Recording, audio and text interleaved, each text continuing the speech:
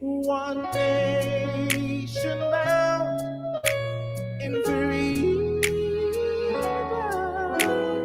peace and unity. Oh God, a creation, direct our noble cause.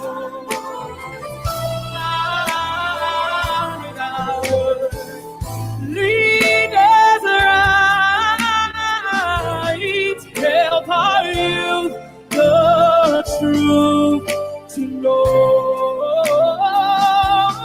In love and honesty to grow and live in just and true.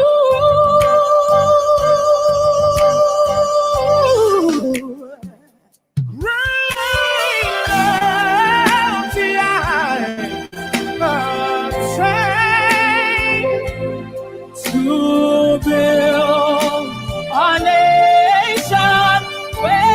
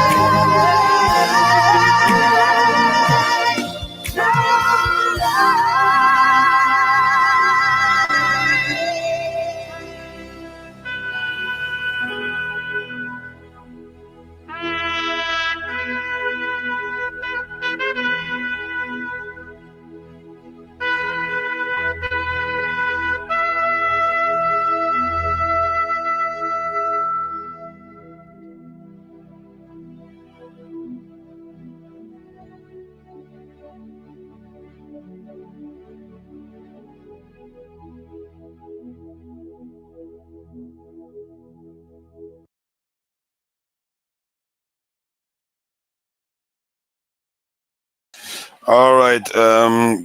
Greetings, everyone. Thank you for joining us.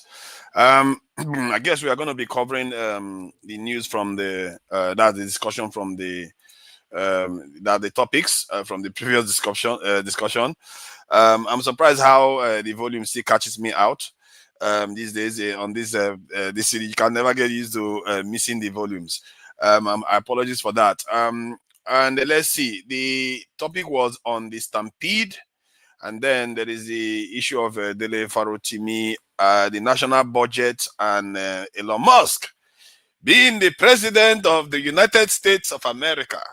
Yes, Elon Musk is now the president of the United States of America. Can you imagine being in that government and you want to challenge Elon Musk, knowing that he's got billions in his bank account? My God, that is going to be scary.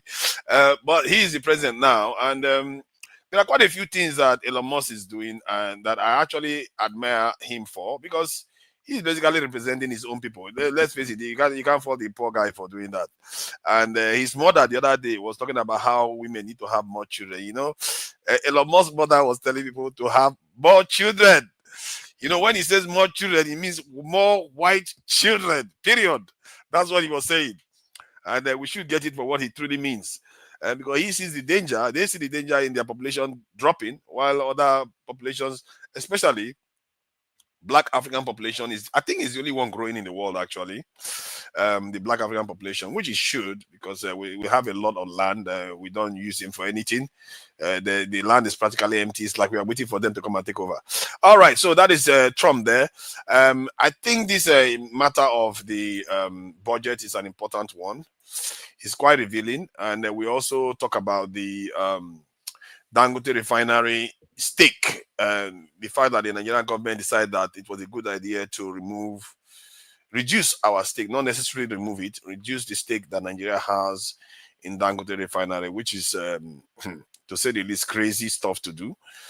When you know you are going to be making 20% of any hard work, anything Dangote does, you're going to get 20% of it. Any revenue, you're going to get 20%. And that Dangote is able to supply twice the number of energy requirement that Nigeria requires. That means technically you could cover yourself for about 40% of your needs just by associating with Dangote Refinery. But this government decided to divest from Dangote Refinery for whatever reason that they are giving, they are not revealing it to us. So that is the problem that our people have to be aware of. I saw some part of the earlier show. I heard some of the statement from Solly, and I think it does make a lot of points. You know, some of all these people, they are not as powerful as we like to think. They're just organized. But that said, being organized is not that simple. You can see what happens when you come on this panel sometimes. Some people will talk and others will disagree, and it turns into some kind of crazy stuff. So to organize people can be tricky. So that is one. And there is also the aspect that the people that have the clear eye for these things are the ones overseas, but the ones on the ground don't. How are you going to transplant the ones from overseas to Nigeria? They have to be organized. It's still the same thing. And I will not forget one of the things a black beauty said last week, when she said that the country needs building because we all need building. And maybe us overseas, we think we know everything. We too need building to an extent. Why are we not organized? What is our excuse for not being organized? We can say whatever we like. We are not very organized. So we all have to learn to hold ourselves accountable, not act as if we all know it all, because we don't really. And the results is clearly showing that. That said, Nigeria is making some waves too. It's not everything that is all bad. I think Nigeria won the Mr. Universe kind of stuff. A Nigerian guy won the Mr. Universe competition. You know, that's a good thing, isn't it? The Nigerians are winning, and I think we won some awards in football too this week. Which other thing did we do? Which other? Carrie Washington. This lady Carrie Washington, Kerry Washington. Reached out to Nigerians to help promote her movie. I've forgotten the name of that movie. I think it's something about the 8 and the women going to the Second World War to supply letters to people. Black women going to being part of the Second World War military machine to supply letters to soldiers in the field. In other words, to increase the morale of the soldiers. So that is what that movie is all about. And I think it was directed by or funded. I don't know how these people describe this movie industry positions. But Tyler Perry was the one that kind of initiated it. I don't know what that guy is doing. Some of the things he does every time is the one where we are serving. The Woman King. He went and I think he was not the one that did the Woman King too. And when the people come and trash out the women, and then I think was he the one involved in this Cleopatra controversy too. I see Cleopatra is black. Cleopatra is not black. They went and did that one. But he could have done. There's so many movies to do of black history. How about the Haitian Revolution, where black people defeated the superpowers? How about Queen Amerinus of Kush that fought the superpower of the world, which was Romance, to a standstill and got everything she wanted from the peace deal? No, nobody's promoting that woman. If our women like women, that's the woman to promote. That's the woman with one eye that fought the superpower of the world at the time. Fought the superpower of the world and got them to give her everything she wanted. And before that, she took the head of the Roman Caesar. She took the statue of the head statue and put it under her stool. And they found it recently when they excavated this in a castle. So this is something that women have accomplished that nobody truly talks about. Instead, every time they keep giving us all these ones where they don't really make anything. They are serving people. But that said, anyway, the discussion will carry on now. Amy Lokun, thank you for joining us. You may want the camera up. Whoever wants to join us should come up. And regarding, let me play some of the video. I think I didn't get a chance to send in about the Stampede. If I'm to send in about Stampede, I'll keep it brief. I think it's just one of those bad symptoms of a nation that is not well funded. That is what happens. If you look at the rest of the world, it's not that they have stampedes. Let's make no mistake. Mecca, they have stampede, kill people every time in Mecca. Crazy. They're going to pray to God, they go and die there. That's what stampede does to people in this thing in Mecca. There is also Which other one? Where do they also have it? Like in India, you hear all this now and again. But in Nigeria, I think the concentration of stampedes is quite high. We are getting too many of them in a short period of time, and that is signaling a problem within the nation. And are we supposed to be surprised with the kind of hardship you see in Nigeria today? And you go and promise a lot of young people that they are going to get a lot of extravagant awards. And what do you think your parents are going to do? Their parents, they don't want to pay bill. They don't want to pay bill for the next year. They want to get a free scholarship. They want to get anywhere to save money. See, I have people that I work with in Nigeria, come to work. Even on the day they are not supposed to be coming to work, they come to work. You know why? Because they think that because they believe, not they think, they know that they can have food on site. Can you believe that? They are paying them. It's not because they're not paying them. They are paying them, but they are still struggling to make ends meet. They have to come to site to come and just eat. Like sometimes you ask, what is this person doing on site? Just say they just came in to. Why? Why did they come in? Oh, he just they just came to eat. It's like, what is that? This is what people are doing in Nigeria now. So you can not be surprised to see that there's a stampede when people are being promised all kinds of stuff, and then the organizers probably were not expecting it. I don't know, because from what I can see in the video, there was a lot of people there. That's a lot of people, and maybe they were not expecting too many people to show up, and then they got stampeded, and we have 35 children lose their life for what? Because they are expecting this thing. Why did they just send their parents? Why did they send the children anyway? Let the parents go and get stampeded. All these children that didn't do anything. What did they do to cause all this problem for Nigeria? They didn't do anything. It's just the parents are the ones that failed the country and let them down the way the country has become. So we should do better in all these things. We know we should do better. We know. And how to do better is now the question.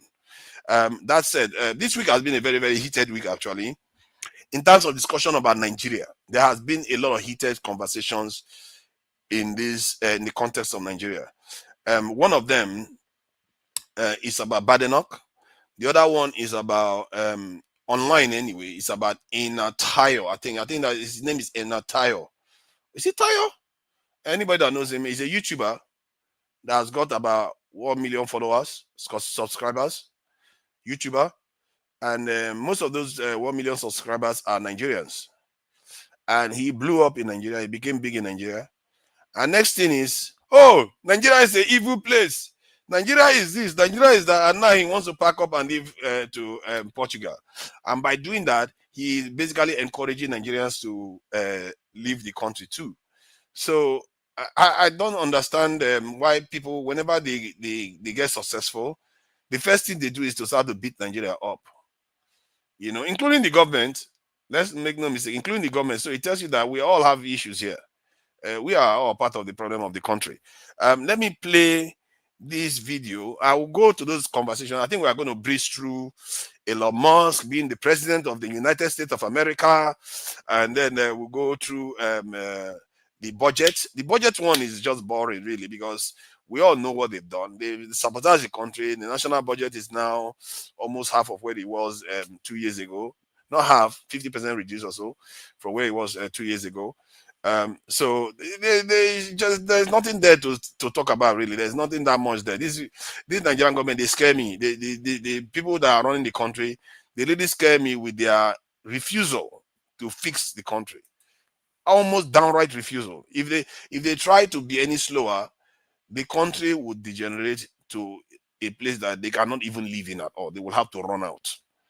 That's how bad they have run the country, and they keep expecting people to keep sacrificing and sacrificing and sacrificing.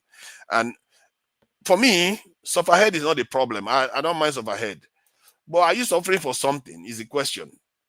Maybe if the suffer is for something. If Tinubu truly believes that the national budget is a good thing, I will fight with him too. I don't mind. I am not against him viscerally because he's President Tinubu. I'm against him because of what he's doing to his people. Okay, see, 5 key things from Nigerian 2025 budget where Tinubu present for Nigeria.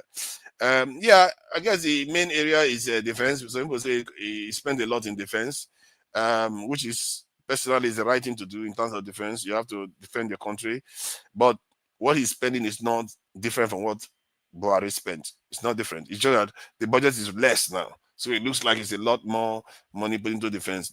It's not. What else is there? Oh, this government. This, when they use pidgin English to write this, it's very hard to read. I don't know why it's that hard. I don't know. Maybe because I'm so westernized. Nigerian President Bola Tinubu, $30 billion budget. So while you are seeing the 30 billion, let me see if I can zoom in so people can see clearly. This is President Tinubu's budget, 30 billion. If I put Buhari's budget, now let me go to the next screen and put Buhari's budget. Buhari budget. Let's see. Okay, let's see what Buhari's budget says. This billion where's let me put 2023 really. Let me just 2023. Yeah, that should take care of it. Because that was his last budget. So let's see what he says in terms of dollars. What's this one? Blocking the way. Let's see what there is there. Buhari's budget. Because then you can compare it to our budget 2 years ago. Why should the budget be coming down when it should be going up? The population is going up, but the budget is going down. You know what? I'm going to try to read some of the good news in Nigeria today too, but let me check this one out. The budget is not showing up very well there. Okay, so that's the Buhari's budget there. Buhari's budget is showing at $47 billion US dollars. Instead of, they always try to confuse you by putting it in naira, so you don't track them fully. You see, when they put it in naira, you can't track it fully. But if you put it in dollars, then it becomes clearer. So for the 7.39 billion US dollars, that was Buhari's national budget. Why, you see, and if you look at it in trillion here, it's 20-something trillion. But that is because Nigeria's currency had more value then. So you can convert it to dollar at a higher rate. So, but look at what the current one is. The current one is 30 billion US dollars national budget. That's what Nigeria needs to live on. Tinubu, let me see.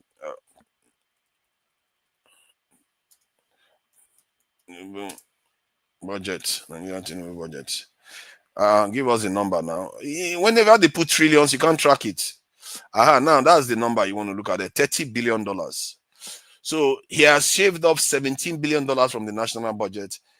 And do you see any of the leaders complaining? They are not complaining. They are all fine with it. They are all fine. It doesn't bother them that the Nigerian budget are just almost this halved, and they are just going fine, like they are catching cruise, like nothing is happening in the country.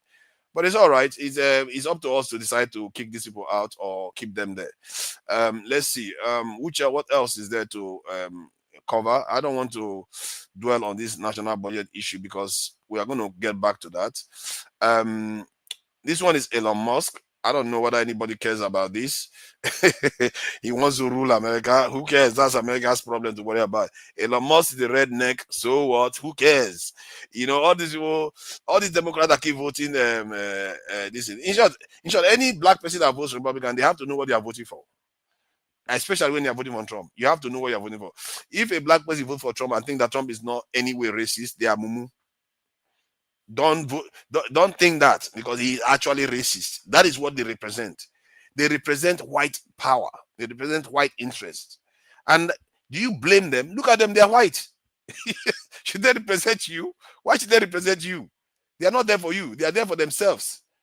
So they are supposed to represent their people. They are the best of their people. That's how I see them. And our people, the best of our people should be the ones that represent us first. Not all these people that go overseas and start instituting policies that are damaging our people all the time. Our people keep going poor, destitute, living in poor accommodation, classrooms, getting kidnapped. The amount that came out for kidnapping this year, that's another crazy number again that came out. I think they paid them, 1.something trillion naira was paid to kidnappers.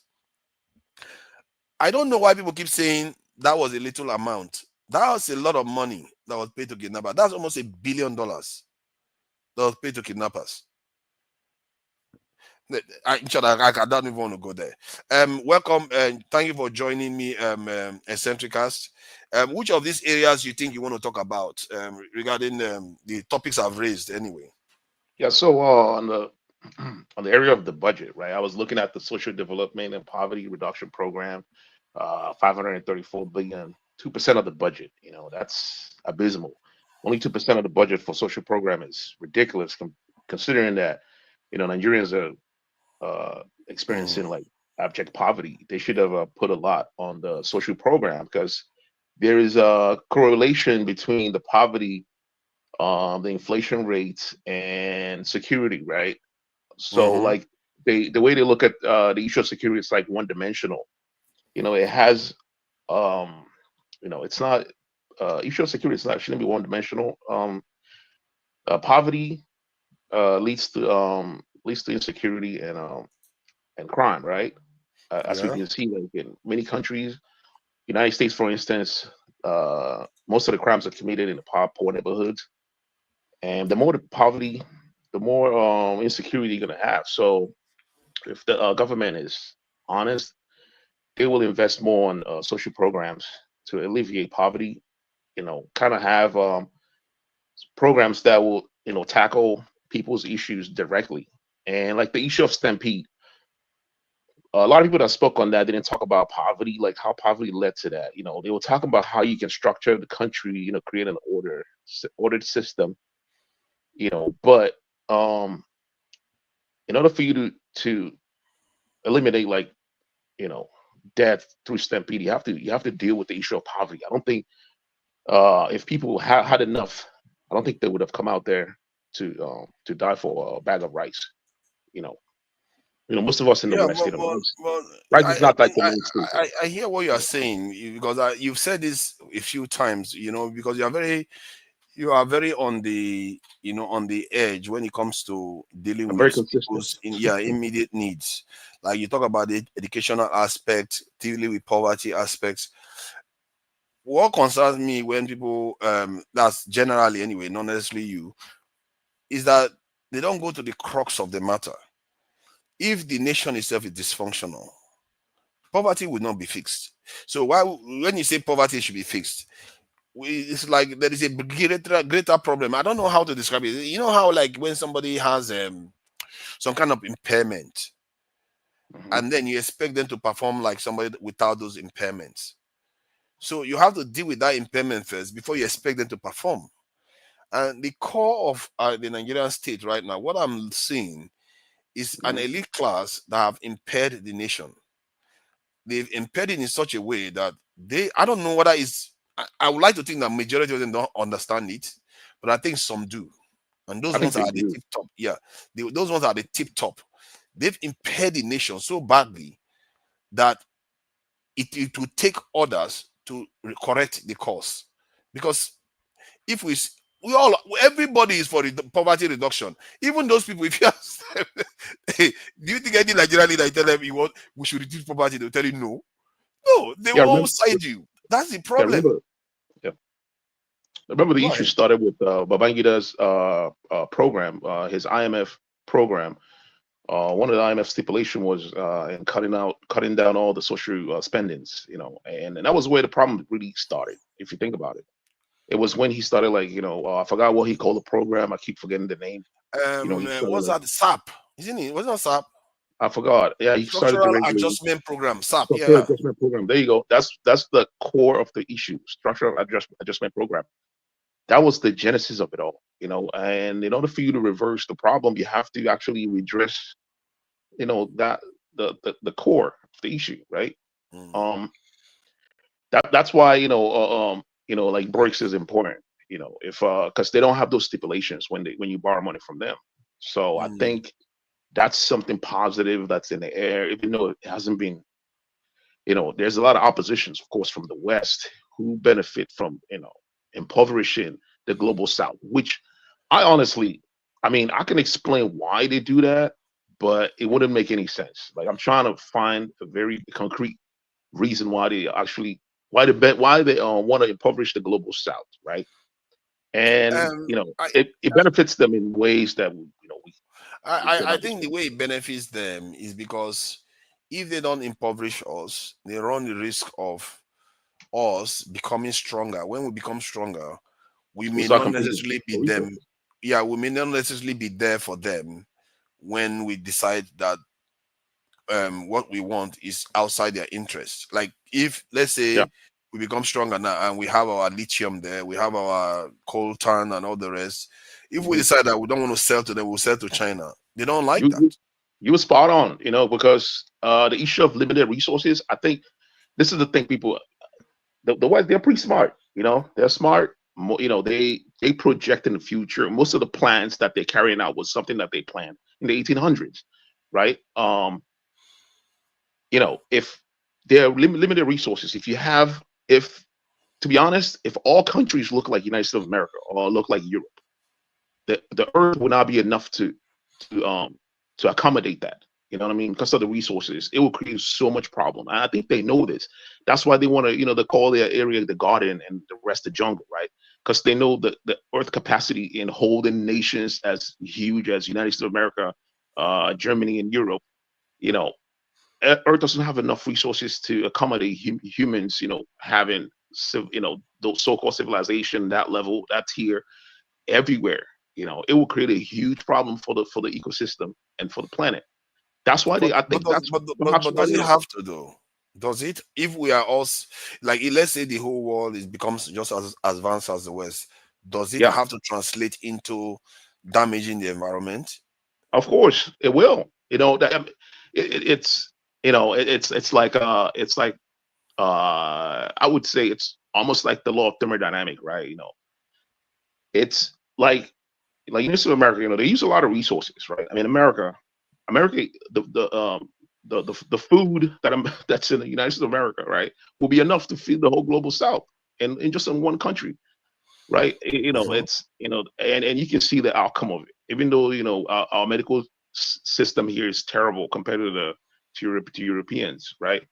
Mm. It's terrible. Like if humanity, I think when we get to we will get to a point where all humans will come together. But I don't think with our population that we can do that. You know what I mean? Because these guys know that the resources are not enough for everyone to have to run a nuclear energy to become a superpower. You're Mm. not gonna if every country becomes superpower, it's you know it won't be Earth won't accommodate that, right? The best thing is to create a fair system. You're not gonna have United States of America.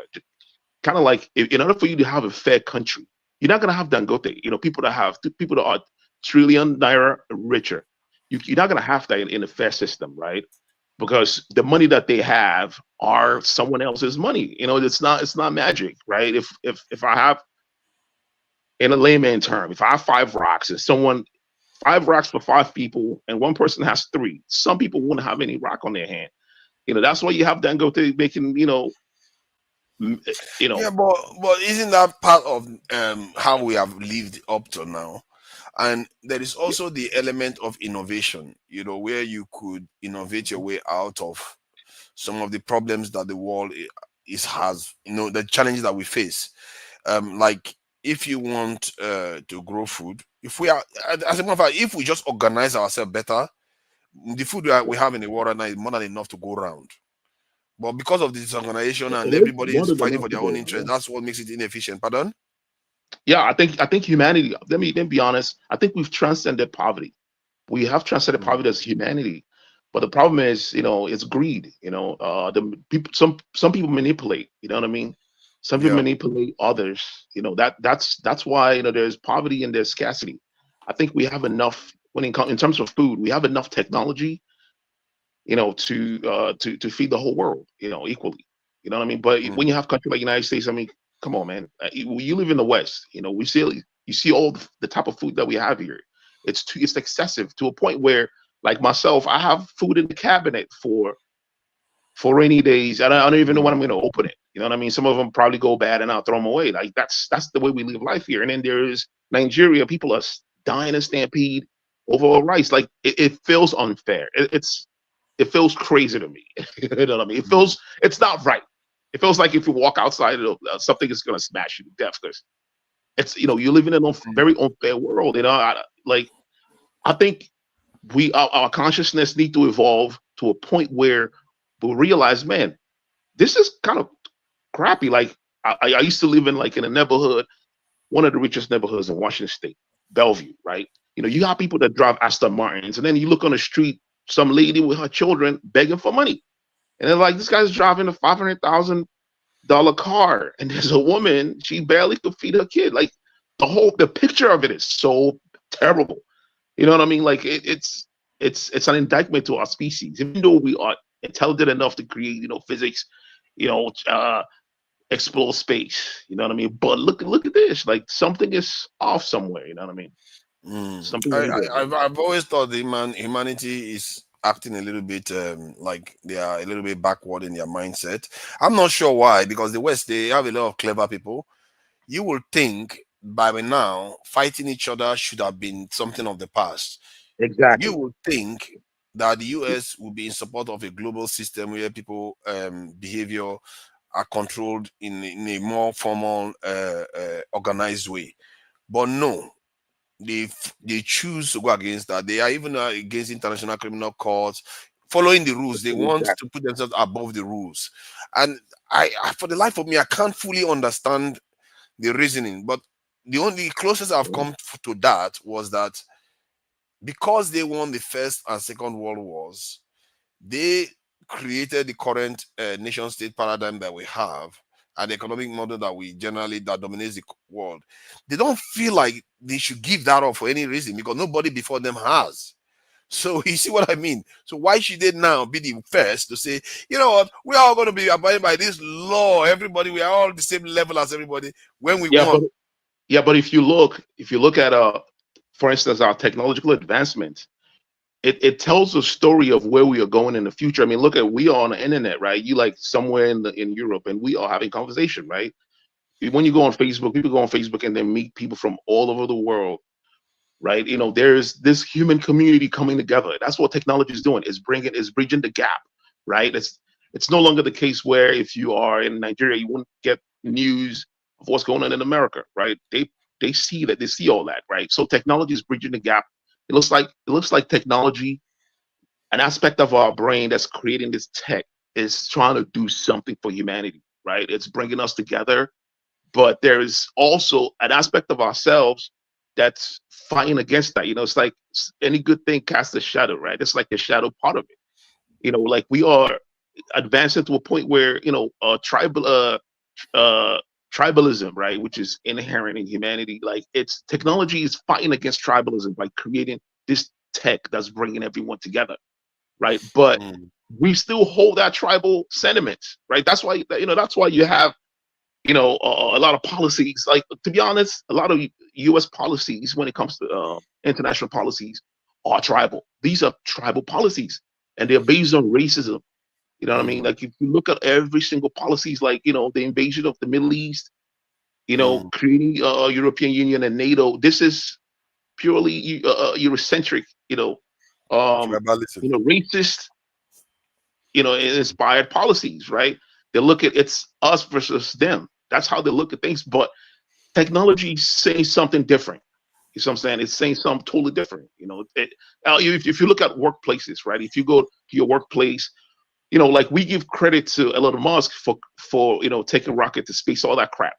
That dude cannot even assemble any components in the rocket, right? These things, innovations that we give credit to one person for, are made by people from all over the region. People from Africa, people from the Middle East, people from Europe, and everywhere. If you go to my shop where I work at, there are people from everywhere. From all parts of the world, and they're making parts that go in the airplane. Very important components. Same thing in any job you go to. You know what I mean? So humanity are working together to create this civilization and this technology that we have. That's bridging the Mm, gap. But the elites, they still are stuck in this paradigm, in this, animalistic thinking, right? It's us versus them. When it comes to conflict, you got NATO versus everyone else in the global south. Like, I think I think there's going to come a time when we would transcend all that and war will become illegal. I think that's where the future is leading to. I think That's the not only where thing that we will are. force us in that direction is technology to an extent. Our capability to forestall, to destroy ourselves has kept us at bay from any major conflict in the world in the last 30, 50 years or so. Like the nuclear war hasn't occurred, has it? My worry is that Elon Musk is trying to change that equation, actually. This is why he's so keen on going to Mars.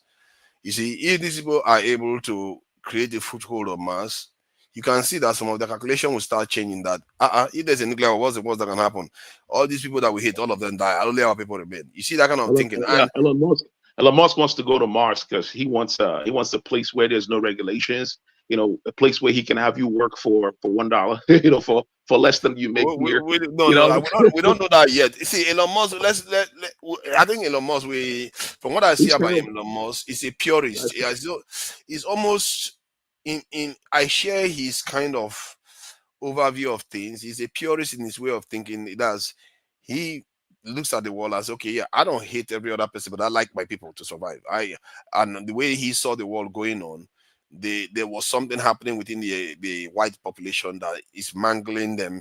You know, this transgender stuff that happened, and he affected his family. So all those things is driving him. Even his mother is saying some of the things that you will hear someone like me say, like they should have more children and stuff like that. That's what his mother is saying, because Yeah, they are Elon Musk common is sense kind of rich. people.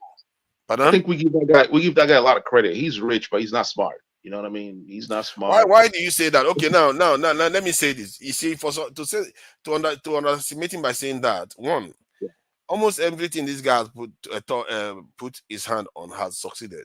First, yeah, I think but was it he it's not started, was him. it not from one other business he started then before he went to Tesla? Most of all the things that he has done. See, I know you are trying to say that a lot of different people worked on these things. I He's hear not the what you're one doing saying it. there. He doesn't know how to do Even none if of it. he's not the one, he's the one with the original vision, That coherent guy didn't vision. even that guy didn't even go to college. He didn't even study You physics. see, Like you see the kind of attitude. Why are you bad? He he is the has one money. that came up with the original vision. No, he inherited money from his parents, and then he bought PayPal and sold it and made all the money that he made. This is not his He original did plan. it. He did it then. He did it, and he worked The guy for him. can So, see, it's not easy. If it was easy, everybody would be doing it. You have to admit that. He give me did credit. that. Nah, man. See, that's the thing. This is the problem. This is why we worship billionaires, right? That's the mindset they try to create, that they're smart. That somehow, that's why I disagree with Emme. When he talks about merit, meritocracy.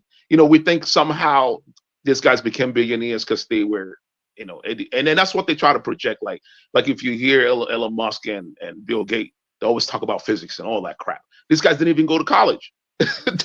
Like Bill Gates, we thought Bill Gates, made his money from ground up, but turns out, it was his mom's connection that got him the initial loan that he got from forgot this company's name, man. Man, You know what I don't mean? do So that, man. Essentially, see what you are doing here. You forget that there are 8,000 or millions of people that have got the same opportunity that never made anything out of it. They did. That is the difference. And you see, if you built anything in this life, you know that it's not easy. A lot of people are after you. A lot of people want to bring you down. A lot of people would say what you are doing is wrong. You have a lot of problems, and it's very easy to waste money. These guys move from where they were, from one investment to the other. Almost every single thing Elon Musk has worked on has succeeded. yeah, So you yeah, can't but always fault what him for about that. what about the part where Elon Musk is lobbying the government to prevent Chinese vehicles from coming to the United States? And these EV vehicles, talking about brand new cars that are better than Tesla, are sold for $13,000, right? So But he's what do you think preventing. about that? What do you think That's about why that? they're putting 100% tariffs on those EV vehicles. You know what I mean? So this is how their wealth works. You know what I'm saying? Tony, okay, sorry, we're going to come to you. But why are you against what he said? Is it not common sense? I'm This against is what what he said. I mean, look at what people he said misunderstand about Elon Musk. Elon yeah. Musk cares about white people. Why? What, Because he is whitey. Why should they be buying Chinese right? cars? It's I not. We agree. are I the agree. stupid ones that don't seem to put ourselves first. That I guy agree is with you smart. though. I agree. Okay. But I mean, look at his statement about the terrorism that happened in Germany recently, yesterday, right? He thought Yeah. it was the Muslim. Turns out it was a it was a far right Yeah. German who hates Muslims, who hates Yeah. Arab, and loves Israel. But then he thought, the initial news that came out was, oh, this guy was, he's a Muslim, he was a terrorist, blah, blah, blah. So he made a statement that he made, talking stuff, crap about the president, whatever his name, Prime Minister of Germany, Cesar Scholes or whatever. But then it turns out that it wasn't the person that committed the crime, was a So right winger who who were the hated. targets? Who made the targets that he was targeting? Was it not? Is he targeting people like people doing their Christmas shopping or something? Yeah, he was targeting, Germans from the Middle East. They were doing a Christmas event or whatever. Okay, well, targeting Germans from the Middle East. Okay, you can see why. White supremacy is not liking Middle Eastern people in his country will want to target them. So I can understand the rationale behind it. Those people are logical actors. Same is Elon Musk. Elon Musk, why would he want to think that his own people are the ones doing it? He would like to think that the terrorists are doing so they can go after more terrorists and white supremacists wins. He wants his people to win. And we have to be careful because that man has got billions in his pocket. He's got industry connection. He knows how to build things. And now he's at the heart of the American government. He doesn't know how to build anything. Like he keeps saying that. He started doing it again. No, he started again. No, he started doing it again. No, now Elon Musk didn't know how to do anything. No, all he did was create SpaceX. He did SpaceX. He did this is the Starlink. He did Neuralink. He didn't do Starlink. This is Tesla vehicle. Man, that guy 4 major things, and these things are in varied areas. You have to. I don't know how many people that have achieved that much in one lifespan. Just name one person. That wasn't him, though. That's the illusion. You have to give it to him. You have to. Maybe Dangote. Dangote has told you guys selling oil. You can say that after my initial statement. I said all these things are created by people. Come on, man! Don't do that. Look at it in the core. All these things Starlinks, all that. If you go to the factories where they're made, you'll find people from every part of the world. This is the reality. But that's how it works, though. Isn't that how it works? Yeah, no. The illusion is to create what they're trying to do is to create the illusion that it's this few billionaires who are white people who are creating all these things. People like Bill Gates, who are creating, all this, technologies advancing humanity. No, they are not. You know what I'm saying? They did. No, those they people, got money. see, come on. See, those people didn't organize themselves. Somebody pushed that idea through them so that they can organize themselves in that form to create that technology. No matter how you look at it, you might like to say that, okay, individually, they contributed just as much as he did in terms of individually. He contributed nothing. He contributed nothing. Okay. You see, let's leave it. This guy is enemy of progress. He doesn't like people. he likes to spread. See, I understand your point. Spread the credits to the builders, the actual people that actually physically build those things. The workers that made them. And you can also even argue that the idea itself may not originally be his. No, it's not his. But that's how society works. See, as long as you are the one that finished the idea, it's like a relay race. He didn't finish any idea. That's the problem. He didn't see. In order for him to envision, you're arguing over things you shouldn't argue about. How can you argue that? In order for you to envision those concepts of like flying a rocket, you have to actually know.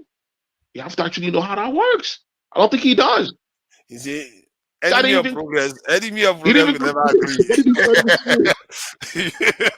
you are enemy of progress. You will never agree to this. No, I don't want to argue that point, right? It's not important. Like I said, it's everyone collectively, all humanity. We are doing this collectively, right? I want to make sure like this is within your topics, though. This is what we're doing collectively. It's not few individuals doing it, right? Elon Musk has money. But if you put him in that factory and tell him to build anything, just mention it that goes in a rocket. Just let's say, let's say reference standard, step reference standard, and I forgot the name of the tool. I actually have a prototype here that you use to check for any type of defects on the angles of the rocket body. I have a prototype of one of those tools here. He does not know how to do none of that. He can't even build it, and it's based on like simple, simple electrical engineering concepts. He can't do it. You know what I mean? We give these guys credit, but they don't deserve it. They just got money. Are you done? Anyways, I'm done. all these haters, haters will keep hating. Tony, welcome. Let's leave haters to keep hating. He would never agree that anybody deserves credit. So yeah, Tony, what do you want to talk about? There are quite a lot of things to talk about. You could go with the Ibadan Stampede, funfair Stampede, or the national budget, or Elon Musk. According to eccentricals, Elon Musk didn't do anything. It's the people around it that built it. So please go ahead. Welcome.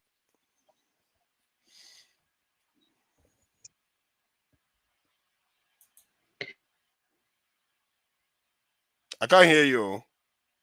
You're muted.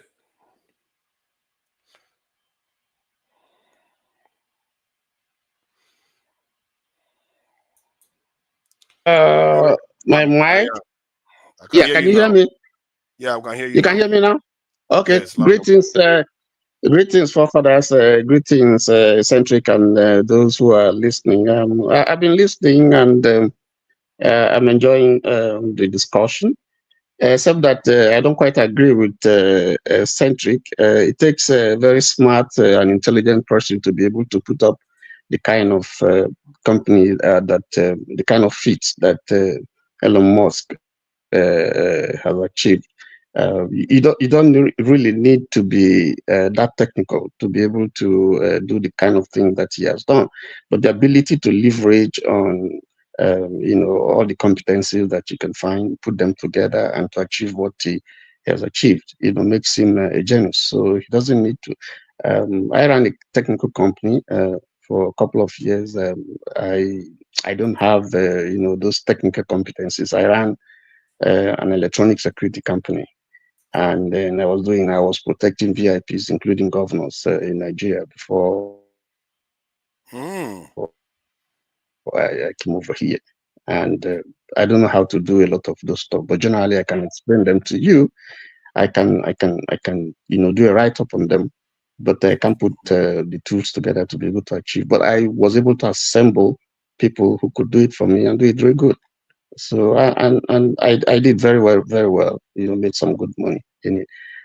But that said, it just tells you one thing that we're lacking in Nigeria. We leadership, which is critical in Nigeria. I think the problem that we have in our country today, and it's been overflowed. We've talked about it, leadership, and the ability to identify vision, and then put together people who would help you to articulate those vision in a way that it will produce the greater good for the people. So I think that's part of what we are lacking. I'd like to just take Tanzania, take Botswana, and even take Burkina Faso and Niger as example. Today, Tanzania has food security and over 100%. I think it's about 120, and they are exporting food now because they were able to use the facilities within Africa itself. They are even using our own man, Dr. Additional, who is the ADA, African Development aid from not from the Bretton Woods institution, but they're using all the templates within that provided by the by African Development Bank, which is headed by a woman, and they have identified the fact that they can use the youth, for instance, concentrate on rural electricity, empower the youth, and get them to focus on agriculture. And through that means, they've been able, without any external help, they've done so well. And if you go back to independence, when they had their first president, Mwalimu Julius Nyerere, rather than be aligned to America or to Russia or whatever. First of all, the country decided that it was going to be non-aligned, and it developed an indigenous, what he called the Ujamaa system, which is which he called the authentic African socialism, and it was based on a communal way of life where a child belongs to the community. So communities will come together and develop themselves, do things together, and that has worked. Today, Tanzania is one of the most peaceful countries and politically stable countries in the world. They don't have too many mineral endowments, but they've done well, extremely well, and they're still doing well. There's relative political stability in that country, and they are non-aligned. So part of the challenge here is that we need, the way the country is going now, we actually need to pause and begin to look inwards and to develop our homegrown system that will be able to address the problems that we have now, because all the models that we have pursued, IMF, flirting with America, Britain, and so on, have all failed us. They're not working. I'll give you an example. I mentioned it somewhere in the platform. Botswana, for instance, when it became independent, it didn't have a university. It was looking for how it was going to build a university. And what they did was that they identified the internal resources that they have, and it was cows. So decided every family must produce a cow. And times with the population that they have at the time, they sold those cows to the European Union and used the proceeds from the cow to build their university. Today, university education is free in Botswana. You might say, oh, it's a small country compared to Nigeria, but the point is that the vision is what is critical here. When leadership can identify a vision, whereas in Nigeria, we wanted to build the Kainji Dam, we went to the World Bank. Now, Botswana identified, something that it has that it can use, and it worked well for them, and it's still working well. That university is still here today. People are paid money, to go to the university.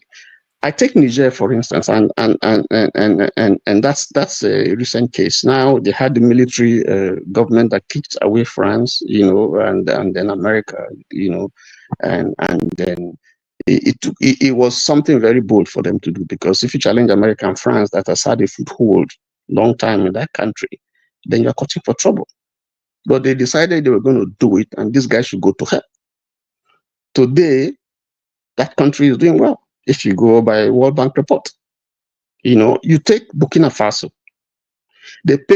Recently they paid off their debts, without borrowing money. What they did was that they looked inwards and developed, they did this bond, domestic bond, and they were able to raise money because the people could identify with the government. They saw that this is a government that is serious. They had confidence in that government, and they trusted the government that investment was something that was going to yield for them. So they invested in, and they paid off. They were able to pay off without looking at, again, the Bretton Woods institution. So I think the challenge for us is that if we really want all these models that we have followed, SAP and all those things we've tried and failed and all that, I think we must come to a situation where we would begin to look inwards, and it's going to take a leadership that has character, that is just, that is fair, to be able to address, the problem that we have.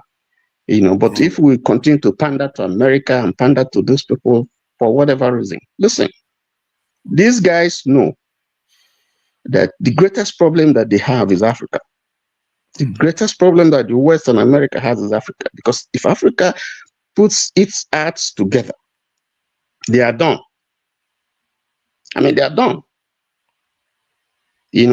So if you look at the impact from what we read that France is experiencing from what has happened in Niger, it's tremendous.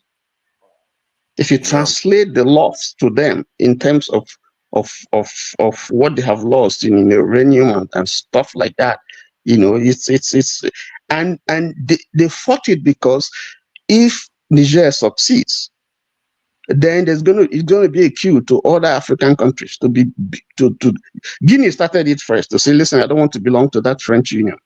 They haven't died. So I think After many years, though, they still haven't left fully. What are they dragging their feet? Are they willing to? They start dying before they, and then the whole thing will be aborted. What are they waiting for? Who are you talking about? Sahel nations now that are breaking from France. Why have they not removed their money from this in French's central bank? That's what I'm saying. It's going to take a while. I think my reading is that they're trying to see. Let's see how Niger is going to survive. Are they going to survive this? Are they going to what's going to happen? If the moment we begin to decide that we can stand our ground and say no to the West and to America, where are they going to test all the armaments or all the nuclear? Because it is in their interest for confusion to be, for instance, in Africa, so they can test their weapons, they can test all those things that they have. Because the moment there is some sort of unity and peace, then it robs them of those things where their industries can sell armaments and so on. So it's going to negatively impact those factories and that are producing the stuff. So it's important for them, for there to be confusion and war and all that, so they can step in and say, oh, we want to be the policeman of the world and so on and so forth. So we have to understand those policies, and we have to be able to say no and then stand our ground. But you see, so our problem is the internal problem that we are having, the internal dynamics in our situation and the complexities of our country. It's part of what is impinging and affecting, so that we don't have that kind of worldview. Let me add something. Do you think it's our complexity that is causing the problem, or is it that what I found is that we seem to be a little bit like immature, for want of a better word, in the way we discuss identity, in the way we discuss how our identity is tied to our tribe, our religion, and all those things. We struggle with it a lot because people, they don't struggle. I have to give it to them. They are the most united people in the world today because they don't struggle with that. They know exactly who they are. Even if they are different from each other, they know exactly that they are different from each other, and they know how to take those their differences and still work together anyway to still be the most united group in the world. Because these people, can you imagine? They went to world wars and they kill each other.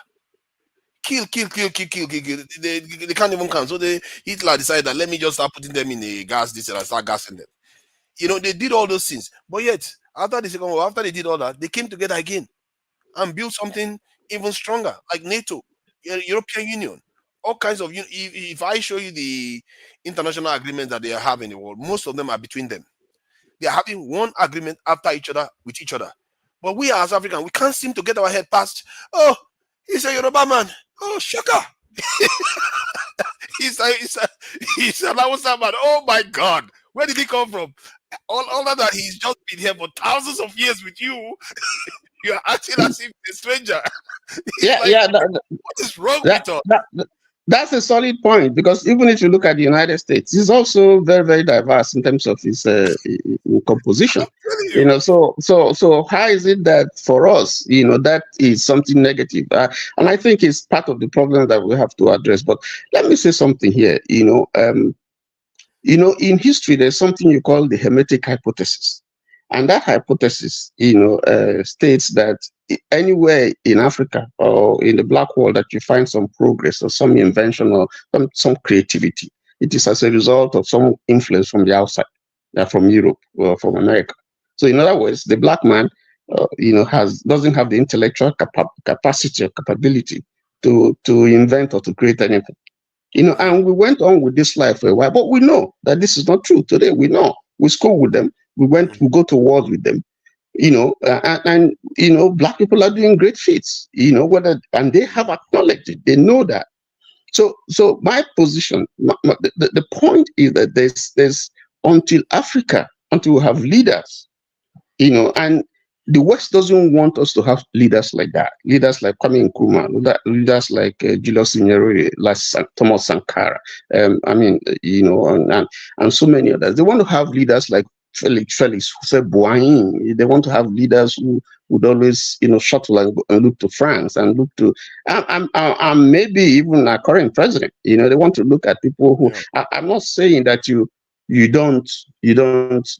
I mean, this is a global world. The world is a global village. So, there's a need for us to interact with them and so on and so forth. But you have to do it as equals, but not the politics of, being subservient, or politics where, they can emasculate you. They can come to you and say to you, if you sign that bill on gay rights, and so on and so forth, we're going to deal with you. We're going to stop you from getting loans, until we get to a place where we're able to say, to hell with you, get lost, and I mean, Obasanjo did it to Britain, when we're fighting for independence of some countries in Southern Africa, to say to Britain, you go to hell, and we did what we did. And Nigeria didn't die, Nigeria didn't go down. Yeah. So I think this. You wanted to say something. Yeah, I wanted to add that. Hold on. I wanted to add that, like when you said Obasanjo was able to do those things to them to push them back. If you look at Nigeria's history before now, in the 70s, we did a lot of things that could be considered quite honorable. When we fought for the South Africans, we fought for even Liberia, in the 80s, Sierra Leone again. We helped even remove the military regime that came into office during that time. But somewhere along the line, I think that in the 80s, Babangida is the most damaging president we've ever had in the Nigerian history. He's the most damaging of them all. During that time, when he came into office to when he left, he really, really destroyed the country completely. We are still recovering from that to today. All those strategic gains that we made in the 70s, he made sure everything was completely decimated. Our currency, everything went down this drain. But that said, though, this goes to some of the debates that have been happening this week that has gotten quite heated. I think it started from 3 weeks ago or more, from Badmountain, Nigeria. We had an element of it with South African Badmountain, Chidinma, and Chidinma went on to do well. You see many Nigerians come, and some of the things we too do online. We undersell ourselves, and we expect other people to somehow appreciate us for it. The world, we all know we are all human beings in the world. But we have to learn how to interact with people in a more productive way, in a way that we know who we are, but you have to still operate at a certain level. Let's say if you're operating on a national level, operate at a national level. If you need to operate at the tribal level, operate at the tribal level. If you want to operate at the global level, operate at that global level in the way that benefits that global order. But what you tend to see with our own kind of conversation is that when they are talking about global issues, somebody will interject with a national or tribal issue. In the case of Nigeria, when we are talking about national issues, some people will want to interject with the tribal issue. It's so strong among our people. It's so strong. I detect it all the time. I don't know what I'm even doing myself. You don't see that with other people. Like in the UK now, if you're talking about a UK problem, you hardly hear a politician talk about, it's a Scottish problem, or it's a Birmingham problem, or it's a Welsh problem. They focus, because it's a national discussion about national stuff, they focus on the nation itself. The nation has to do well. It doesn't matter which side gains. That's how they look at it. Because if the nation does well, they know one way or the others are going to gain from it. They've made that calculation already before then. If they find that their own side of the nation is not gaining, then when they are discussing those areas of topic, they will focus on that then to deal with that issue, internal issue that they have. But when it comes to discussing with Iraq, Iran, and all, they will unite. They don't play with that. They will unite. Look at what they did with Ukraine. Even if many of them have reservations about it, they united and funded that war with America. They don't like it. They funded it anyway because they understand that if they operate together, it's better that way than try to go for everybody fly apart. They understand that, and that's how I think we struggle with that a lot. Yeah, that's a valid fact, because I mean, look at even the lady we are quarreling with, that is the Nigerian, the British, the Nigerian, what do I say? Well, the lady you just mentioned, bad enough, I mean, it's for me, that's a society that has really advanced, and so those issues of ethnicity, even though they are there, they are primordial issues, that don't help the nation to develop. But here, so these are some of the indices that show that we still have a long way to go, because that's a Nigerian who is occupying such a high position, which she would have found very difficult to do here in her own country. If you know what I mean. How do we So know she can't? Why do we keep saying that? Is it Akpoti not in the House no, of Senate? because How do we know she can't do it here? we know, Come on, because bro. Let's not answer that those question. issues She that can't you're talking now. about to come into play. Where is she from? She's a woman. Why that? Why this? Why that? But I'm saying that this is for me a foreign country, if you understand what I mean. And this is we saw Sunak before her. I mean, so you see a society where those things they are not, they're there. At some point they play them up, but they don't bring it to the fore as we do here, so that instead of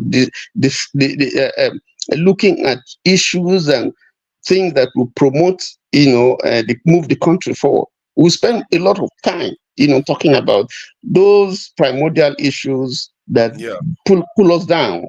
They don't, and some countries have actually translated those things into Their own game now. their own gain.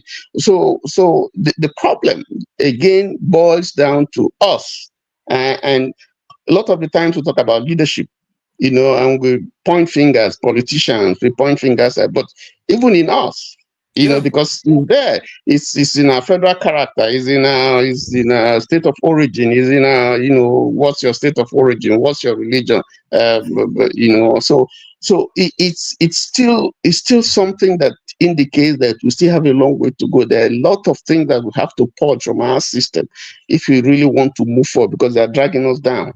They are really, really dragging us down. One of the areas I saw that because, like you said, she went and did those things in the UK. Yeah, let's say in Nigeria it was not possible. In the UK, they had so many prime ministers before they even got the first Margaret Thatcher. So that says nothing about this is whether Nigeria is better on anything. But then when they went on to do what they did for their own system to work, why are we as a people not moving on from all the things that's happened in the past? Because you see that even in intellectuals today, like her now, she's quite intellectual, she's quite grown up, she knows what she's doing, but yet she still hack into tribal animals. The moment she gets the chance, only she will not try in UK. Oh. If you try that thing in the UK, you start saying people from Birmingham is not people from London. You are done. If you try that, people from Yorkshire is not like us. She will not be in office again. It will thrive here. You have sympathies. It will thrive here. You have sympathies for that kind of thought here. There's a market for Especially it if you're here. doing it like, So sorry, bros. Actually, we do it in like, say, for example, in favor of Scottish people. Scottish people will just suddenly stand up and join Badenoch in our own stance. So it happens in the UK, just maybe less in general. I think it's because if you look at like the French Revolution and some other things that happened in the past, the more your people mix with each other as per infrastructure, the more they just forget about such things, such sympathies. I read the book about it. Basically, like, it increases the level of national unity. Just even building railways where the people at the northernmost far away points in your country can visit the central part of your country where the government is. As people start mixing up because they can travel from this far place in the north to the capital in the center, they suddenly start forgetting about all these tribal and ethnic differences and start mixing up with each other. And it's something I personally see in England every single day. I think I saw the same video that you saw regarding that topic, where nationalism. I think their video was about nationalism being something relatively new. That most people before now existed in different groups. That even France till the last century. And when you think about it, it makes a lot of sense. They had different languages, different areas, But it takes the people, the leadership, to turn it into a nation. I think Justin, who was the president that did that? Was it there was one president that did that? Was it for Italy? I think it was Mussolini or which of them? I honestly can't. It also happened in Italy, you know, but That was Italy's own Napoleon. was I think Napoleon did that for France. I think was it Napoleon? No, definitely not, but that somebody did was that. Napoleon's own. That was like compared to Italy, that was ages ago. Because you know, France had like their own thing going on for them way faster. Yeah. France was like one of the first actual countries in Europe. So Yes. France's own happened way earlier. Italy's own was more like later into the 20th century, to the extent they had to pick a language and they had like 15 languages to choose from. Can you imagine they not that? pick. You see, Nigerians, we should learn from this. So carry on, Yeah, Justin. I watched the video. It's Italy. It's Italy. Yeah. They now picked the most popular, most organized dialect, which is Florence, the Florentinian accent. You know why? Because it's the most influential. Because this philosopher, I can't remember his name. His name starts with D. Danielo something. I can't really remember. The guy basically, they picked the dialects of their most famous writer, who had huge influence in the whole area. Even people from Genoa, people from Lombardy, they were all listening to his literature. So he was basically an influential figure in Italy at the time. They now picked his own dialects of all the different literature and the books he had written to be the standard language of Italy. You see Then what Justin is saying is you know, again I go back to Tanzania. You know, when Mwalimu became the president, what he did was to look for a language that would be a common language, and that was Swahili. So even though they have their internal different languages, but Swahili became the, you know, national and official language for Tanzanians, and that you if you look at a number of countries in Africa today, they speak Swahili. So the issue of language, and somehow it played down, you know, this thing about my language, where I come from, not eroding their culture, but you know, everybody could identify and rally around that, you know, against just that fact that we all speak the same. I mean, I know when I say Yoruba person here and I speak Yoruba, there's some sense of brotherliness and stuff, you know, that it brings, you know, that you speak the same language, you can understand yourself and so on and so forth. So I think that from what Justin is saying makes sense, because that's also part of the problem, you know, that you are Hausa, you are Igbo, you are Efik, you are that. yeah, If it's but it possible, seems to have worked in Tanzania, as per what you're saying. It really did work. Because remember, a lot of them, before Swahili, they were speaking their own, they still do speak some of their own individual languages, even in Congo. But the part of Congo that speaks Swahili, they speak it well. And it seems to be quite influential in the area. You know, Eastern Congo. To be fair though, if you look at Nigeria now, like Southwest, most people in Southwest speak Yoruba, even in Lagos. Even when you are from Southeast, you go to Southwest, you see Igbos, people from Delta in Lagos, they speak Yoruba language. You go to the North. So there are three major languages, like in the Southeast, Southeastern, even in South state, like Port Harcourt and everything. Although I cannot say that they tend to speak Pidgin English in the South mostly than Southeastern Igbo language. But if you go to the North, most people speak Hausa in the North, even if they are not Hausa themselves. They speak Hausa, the Southwest. So to an extent, you are beginning to see elements of what you can call national languages show up in Nigeria. It's just that, like South Africa, they had, I think, 12 official languages. I don't know why we can't do that. You know, there are things you can do to form it. Why not? Is it by force? Why? We can't, because, you know, it will affect a lot of why things. can't we do it? But South Africa, if you look at them, they don't utilize it anymore at all. They don't. It What do you mean they don't utilize it? It's still the official language. Oh, no. English may still remain the business language, but official language means that there are certain things you can do with your own language, and it lends, like in some internal legal system or some educational system. You know, it depends on the level you want to ascend to with that local language. You see, in the case of Italy, you know what they officially recognized. That is the problem. In Nigeria, it's not officially recognized. As per the video that I was talking about, in the case of Italy, do you know what they did? Italians, they, you know, even under Mussolini's government, everything was heavily controlled. I believe we can all kind of agree on that, because the guy was kind of pretty much like a dictator in his own way. Fascist. So he was a dictator. So, you know, a lot of fascists will even argue against that. Can you imagine? But basically, what he did was, the TV stations at the time, the media was all speaking that particular dialect. So the grandfathers of my generation of Italians, as per what my friend in Italy was telling me, one Benin guy in Italy, like this, he told me that they all grew up watching the TV, the cartoons, the TV, the comedy that was of the Florentinian accent, basically. So all the media they were watching at the time was of one dialect. So all those ones after Italy was formed, all those ones that even the ones that didn't want to be part of Italy, like some people in the south, all those they are Sardinians and they are Sicilians, where the Italian mafia is, they all eventually grew up watching Florentinian media because Yeah. that's the influential dialect. That's the standardized dialects. That's where that's where the Renaissance started. That's where Yeah, that's where Daniello the and Michelangelo, all these boys, that's where they are All of from. them, that's where they are all from. Yeah, Yeah. they belong to So, that. the influence eventually rubbed up on everybody, the Northerners, Milan, Turin, Genoa, even Venice, the Venice that was one of the most organized empires to the extent they were even considering themselves more posh than the rest of Italy. They eventually picked up the Florentinian dialects. Everybody that started speaking Italian because the Hold on, media hold on, influenced hold their on, hold on, mentality. hold on. So let's say that okay, that is what happened then, and you mentioned the Enlightenment period because I find that I'm beginning to mold that a bit, like because I don't remember the Asians having a period of enlightenment or even the Middle Eastern people, but the Europeans did. So No, could the the Asians have. The Asians have. no, no, If you let go me back ask to the question then so I can correct okay, me. Let me ask the question. The okay. question is about is the enlightenment like something that doesn't have to be replicated, or should we have our own form of enlightenment period? The reason why I say that, like if somebody invents fire some time ago, do you have to reinvent fire again? It's already happened. You take the knowledge from there and run Mm, from it.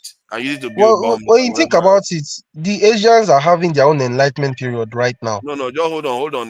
Tony wanted to say something. Go ahead, Tony. Yeah, no. I wanted to. This is going back to history, and I wanted to talk just to draw attention to the Meiji period in Japan. When you had Emperor Meiji, he was crucial or critical in the transformation that Japan eventually had and became Can you describe what he did for his country? first of all, Emperor Meiji, decided to just lock up Japan to outside influence. That's the first critical thing. Hmm. Whereas when China was opening itself to outside influence, Japan shut down its doors. I mean, shut its doors to outside influence because it found out that for the young nation to grow, then it needed to deal, to have its own homegrown system, that is peculiar to it. So so that if you go back, that's a long time. So what I'm trying to say is that you see, every nation has to develop with the kind of challenge that we have. I'm saying that all these Western models, just like I've said before, we, we have tried them. We've been trying them, and they But appear not to be what you working. described though, but from what you described of this Emperor Meiji, you said, Yes. is he a Yoruba emperor? Yeah. Hey, That's one thing about Japan. It's our strange Egbon has because made it. Japanese name Hold on sounds so now, Justin. Nigerian. Our Egbon has made it across. I didn't know. Emperor Meiji. Eh? Meiji, is it not? Is it not? So, what? How did he manage to? But would you describe that as enlightenment period? Maybe just a policy. It's a policy of isolation. So is that enlightenment? Did they do anything that says they made a breakthrough in the way they think about reality? Because that's what enlightenment period was like. Yes, if you Google Emperor Meiji's, who Emperor Meiji is, and the development that he brought to Japan as an emperor, you get the fact. But what I'm trying to say is that at some point a nation has to, has to, in an attempt to grapple with the myriads of problems that it has to look inwards. If it has to lock itself Yeah. up, and then begin to see, listen, these models. Now we have to develop our own grown strategies or But I systems think to I begin think to you are address. heading to the area of maybe you think you're talking about like kind of like what Russia is doing now and what India has always done with like Instagram. Basically restriction to some extent, whether na media restriction or whether na institutional restriction, so that we can develop our own things here. You understand? Mm. Like they have their own Instagram and Facebook in I see our generation watch a lot of this Hollywood, and you notice that in our as Nigerians in Nigeria, especially in the south, almost all aspects of our decision making, consumption, and everything is influenced by Hollywood. So the essence come be like saying now we can't be even white past white people. Yeah. Just I was coming from I live in London now. I was coming from the market and I noticed if you see the way all of them are buying wigs, it's like, was that not a white people standard from the start? But it's influenced by Hollywood. Let me see. No, Ekete Udo. See, Ekete Udo, that name sounds actually like Calabar or Akwa Ibom name. See, all the people in backstage, if you want to come on, put your camera on. You know you need to have your camera on. Amy and Richard, have your cameras on. You come on stage. So yeah, I wasn't avoiding this in Igbo areas. Like if you are in the southeast, everybody speaks Igbo. But what I was trying to illustrate is that even when you are not in an area, for people to speak your language has to be more, how do I put it? It has to be more than your language. And you don't see that in Port Harcourt. Port Harcourt, they actually speak English. They don't speak Igbo. And if you want to see people that try to speak Igbo, it's either in the Kwere area. It's what I've seen. It's not. I would have said, oh, in the south they spoke this in Igbo. No, if you go to Warri, nobody's speaking Igbo there. Yeah, if you go to all those other areas, River State, Bayelsa, nobody's speaking Igbo there at all. So it's a big difference between in the north. But in the north, everywhere you go in the north, even Borno, they still speak outside there. So that there's a difference. And in the south west, you can argue that because of Lagos, a lot of people still speak Yoruba in Lagos, even if they are not Lagosians, they still speak Yoruba there. So that is the difference of what I'm trying to describe. All right, so it's not anything. Somebody was saying that the north and south divide. See, the north and south divide is there in the UK. It's far worse in the UK than in Nigeria. The divisions in the UK in terms of economic progress, political access, everything. They're saying It's you're more not from divided in the UK. UK. Yes. However, leave that mind that. However, the difference is that they don't talk about it that's the thing I'm trying to highlight that she's against me. I'm trying to highlight it that yet look at how divided they are. But when they are talking about national issues, they don't bring this up. They focus on national issues. They don't bring this up as much. The UK is so divided. It's not even funny. It's not even funny how divided they are. Like if you are from Birmingham, I've never had somebody from Birmingham read the news before in the UK. That's without Birmingham accent. You will not see it. Or somebody from the northern accent come and read. It's English. But Birmingham no be tribe at the end of the day now. Birmingham, who told you they're not a tribe? Go and see. If anybody speaks like that, they're like from a different world. Their English is like from a different world. That has to be a tribe. Some time ago, it was like a tribe. But it's just that now they are now part of a nation. Nobody cares about any of that anymore. Clearly, there are different people in the UK, and they decided to work together one way or the other without even being that organized. I don't even know how they pulled it off. How did these people manage to conquer the world with this type of system? Like, they are so divided in the UK, they hate each other. And which other thing that they do? Then all the leaders in the UK tend to come from the south. All of them, like almost all of them, from since they were conquering the world till now. How did they even let that happen? It tells you that nations, all the things we talk about all the time, is not that relevant to why they become successful. It's just that the ones that mean business, the ones that really want to make that nation succeed, they enable them, they allow them, or they fought their way to taking over the agenda of that nation. In our context, we haven't been able to do that. The ones that truly want to make Nigeria change, they haven't succeeded in taking over the country. The ones that are taking over are the ones that are making sure we are where we are right now. So that's the difference between the UK and Nigeria. Yes. Well, I think the Enlightenment period that you talked about is very important. I think Nigeria needs to go through its own Enlightenment period because of how the proliferation of religion in the country, right? If you go to any block in any city, right, you see like churches everywhere, mosques everywhere. You know, Mm. yeah, Nigeria needs an Enlightenment period. We need people that people that debate. You know, we need people that debate philosophy. Philosophical ideas, and we need like programs on TV that talks about our own traditional philosophies and sciences. We need to like kind of project that in the But system is it because not? Is it not a very stifling environment for philosophy? Uh, you see, yeah, what happened in Europe was that because the Pope and the church was very draconian, they were going after scientists, and anybody that says anything is heresy, and they just get them burnt at the stake or all kinds of weird, crazy stuff that they do to them. So they became quite rebellious, and these people started thinking outside the box and challenging the status quo. In the case of Nigeria or Africa, we are too religious too.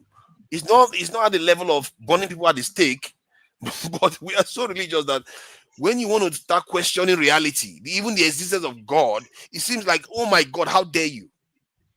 You can see the environment is not I mean, when allowing you think about it, it's questioning. beneficial if you're a capitalist. The way Pardon? I see Nigeria, I think I can genuinely sell more than Dangote. If I'm selling anointing oil than if he's selling oil, crude oil. When you think about it, so if you're a capitalist, Nigeria is like a paradise. At the end of the day, with all the religiousness. Plus, don't forget these people are like sheep. They are breeding anyhow. Normally, the more sheep there is, you as a wolf, as a predatory capitalist, it means more money for you to make because there's more people buying your shit. Elon Musk said it indirectly once. He said, "Why do you think he's supporting this population?" He's always saying that the population decline is too much in the world, blah blah blah. Him himself, he has like 10 children. Elon Musk, because this guy is looking for more consumers, and Nigeria is a huge consumer market. Religion as it goes up, people are typically having more kids.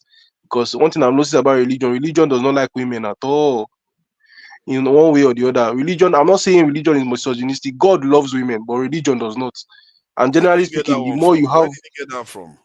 I'll explain why. Generally, it's a very strange philosophy I just said, but I'll explain why. Generally, as religion goes up, misogyny goes up. As misogyny goes up, education is less, and that typically is a breeding ground for people that are mostly just breeding with their life. What they do is just have Breeding. children, have children. So it's kind of beneficial Hold if on, you're a hold wolf on, hold and on, not a hold sheep. on, hold on. You are using a term for creating the most advanced creation in all the universe that we know. This is a fact. how do you? No, it's not a fact. What are you talking about? What's Hey, the hey, aesthetic guys, we all know you are a hater. But Just hold on. at the end of the day, a lot of people just see us as consumers. hold on, People hold on, use the term hold on. consumers to Let me describe that finish my advanced point. Let me creation. finish my point. See, Okay. you are saying that the process that leads to the creation of the most advanced creation we know in the entire universe most is of the just thing? breeding. It's just breeding. How do you It's just determine it? How do it's you just determine breeding. All this kind of Don't go attitude. India before. See, all this kind of anti-life attitude. That attitude is anti-life. It's something that I just coined that word right now. You see, that is mine. It's anti-life attitude, and I've seen it a lot amongst discourse, especially from Western-minded people, where they say, "Oh, just breeding," and so they make it look like so women should not value their role in society. I don't know why you say church is anti-women. That's what I was trying to get to.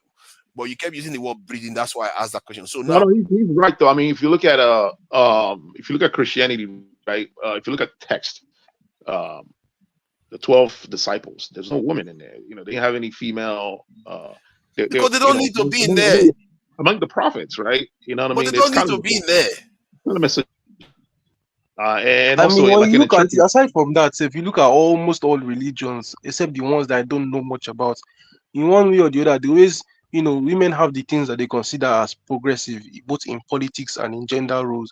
All the things that modern day women would consider progressive are the things that olden day religious people, including them popes and imams, will say is prohibited.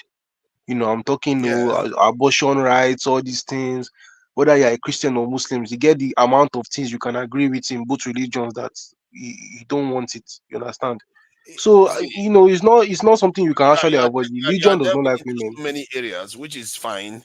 Um, but to say religion is anti-women, I don't necessarily subscribe to that because one, like the 12 disciples, Jesus Christ was meant to say, okay, these disciples, they should be going to proselytize and spread the message.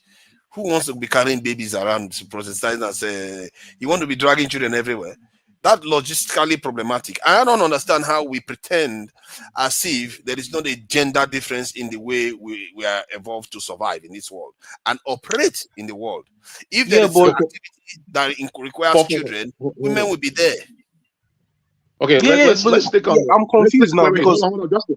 Hold on. Let's stick on the enlightenment thing, right? How do you think enlightenment will come in Nigeria, right? Do you think that we need an age of enlightenment? I think we do. You know what I mean? Because I think we do because there's a lot of focus on religion. You know what I mean? There's like when people come on the panel like Chim today, most of the things that he was saying about his own personal philosophies were things that were written in the Bible. And I'm like looking at him like, why are you picking up things that's written in a book that's, But the thing about the enlightenment is that it occurred when the people those that are where had you the draw your philosophy. enlightenment. But hold on now, the enlightenment, you see, the thing about enlightenment, we have to try to, if I want to weigh it objectively, when it occurred when the people that it emerged from were already superpowers. They were superpowers around the world. They were dominating the world already. That's when it emerged from them. So, does it require? It's like now, if you look at the world right now, there's a kind of enlightenment still going on that we may still be missing. Like with this AI, this in general intelligence AI that seems to be showing up now, and you're looking at quantum technology, and you infuse that with all kinds of different aspects of our this in advancement. So, in other words, the Yeah, next but breakthrough of enlightenment may not even come through a human word or thinking. It might happen with AI in yeah, conjunction well, with but human beings somehow. But we are not it part of comes it. with thinking. It comes with thinking, right? We need to have like elevated discussions, right? In Nigeria, like just the way to have churches, they need to have like places where people come in and discuss like idea concepts. You know what I mean? And come up with like great yeah, ideas, they come always up with have such a philosophical thing. ideas. Yeah, it's true. Forefathers, you made a valid point, because if you look at Europe and America, you see the things that have helped to advance those societies, that are ideas and visions and innovations that they have introduced that is peculiar to them. Africa hasn't done that. So until we again, I suggest that until we begin to look at our own homegrown systems that we can develop and even sell to the world.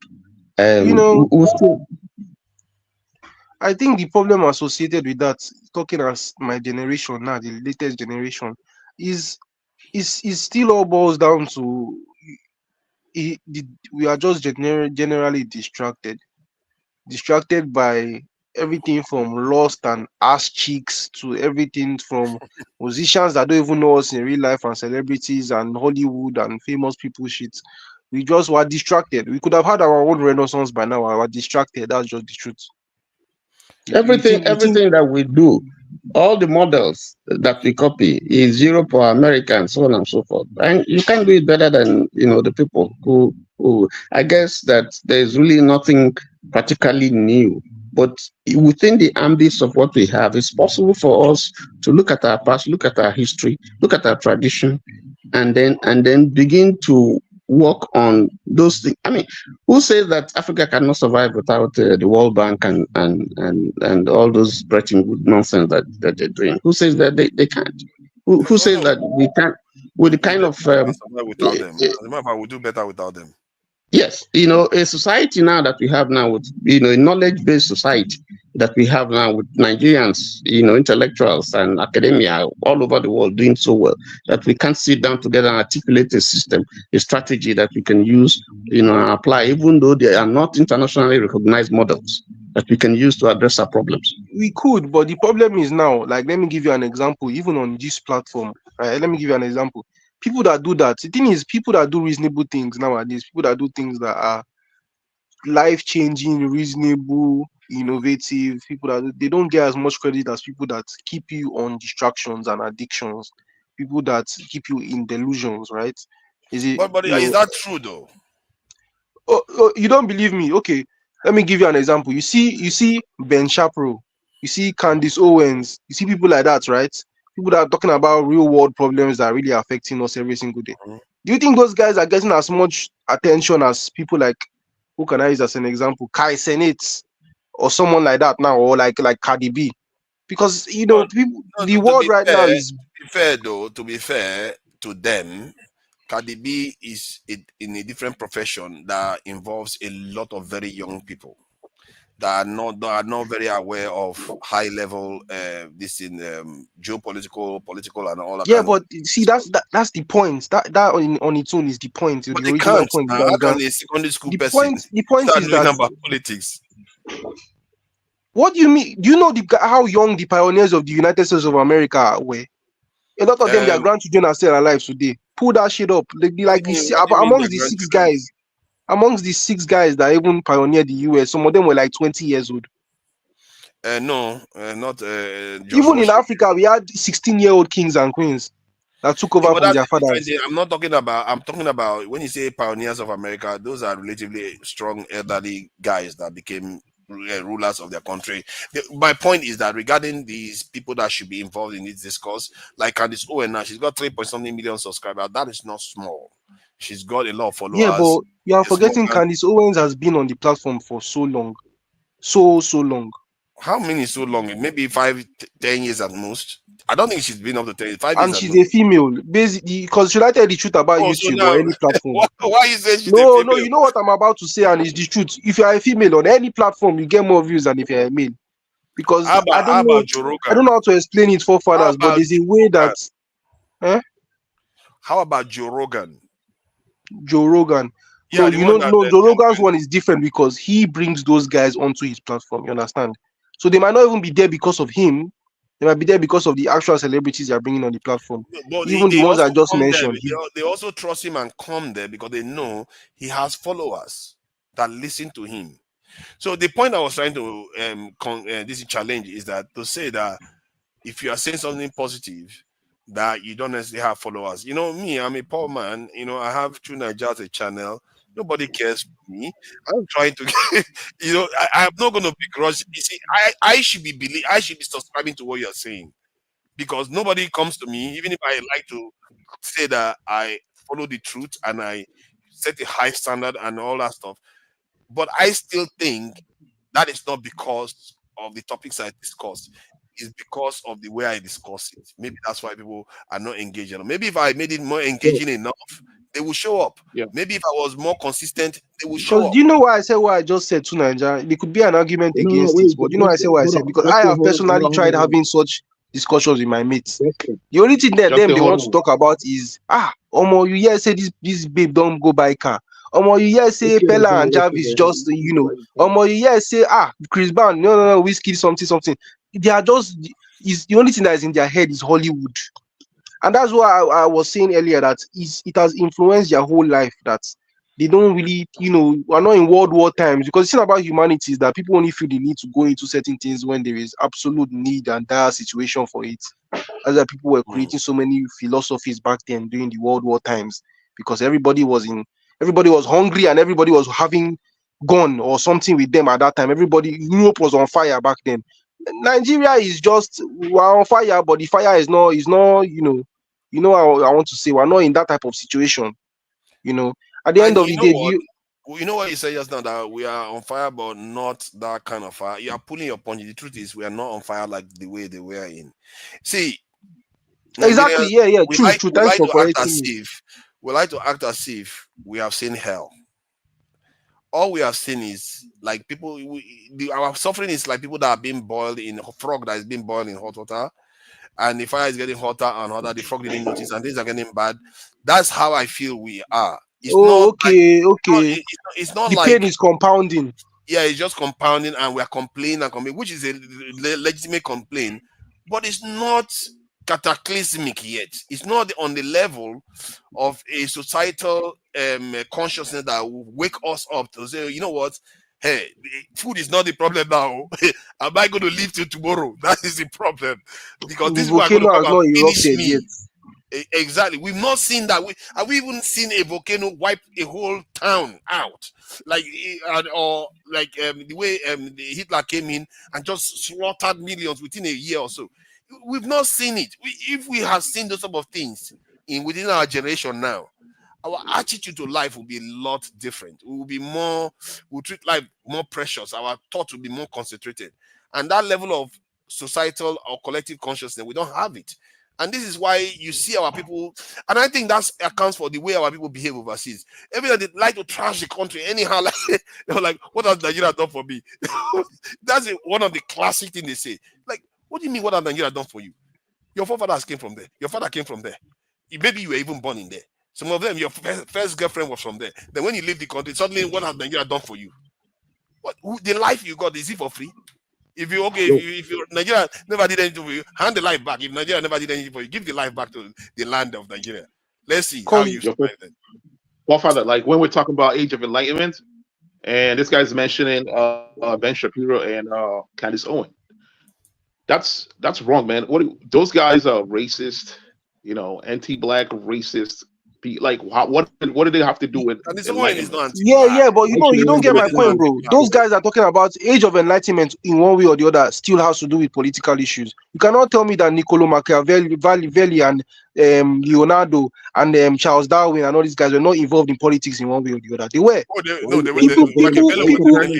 People like Ben Shapiro and Candace Owens are basically like less notorious modern day versions of that. Because even though they might be saying things that you don't like or don't want to hear, they are talking about the political, the political makeup, which is the real shit we need to focus on because it influences our lives. Whereas the majority of the young population are supposed to be spearheading the so-called African Renaissance or African Enlightenment period could have been consuming that. But my point is they are consuming a whole different spectrum of things.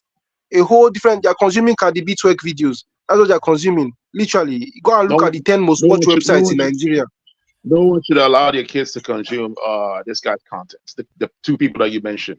No one should allow their kids to consume their content. Bro, you are not getting my point. You are not getting my point. My point is, what you're saying. That means if you lived when Machiavelli was born, you would say nobody should consume Machiavelli's content. If you lived when Karl Marx was born, you say nobody should consume Marx's content. That's the same thing you would have said. To be fair,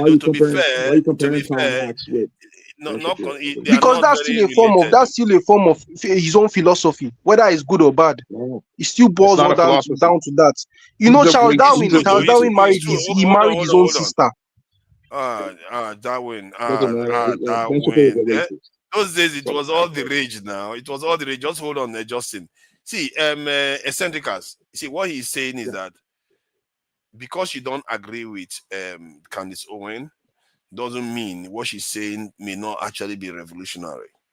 Because if you look at Charles Darwin, a lot of people didn't agree with him. A lot of, especially religious people, even in Nigeria, when I was growing up, I remember they used to say that they always use him to describe heathens and people that don't believe in God, like all those evolutionists, people that believe in evolution. I mean, so they always use them, even in Nigeria, in the 80s when I was there and in the 90s. So why is it different from Candace Owen? Maybe and that's a fact. What forefathers say. Let's make no mistake. Candace Owen is not anti-black. She may have her own way. She's saying she believes that we need to hold ourselves accountable. We can't be expecting people to just feel sorry for us.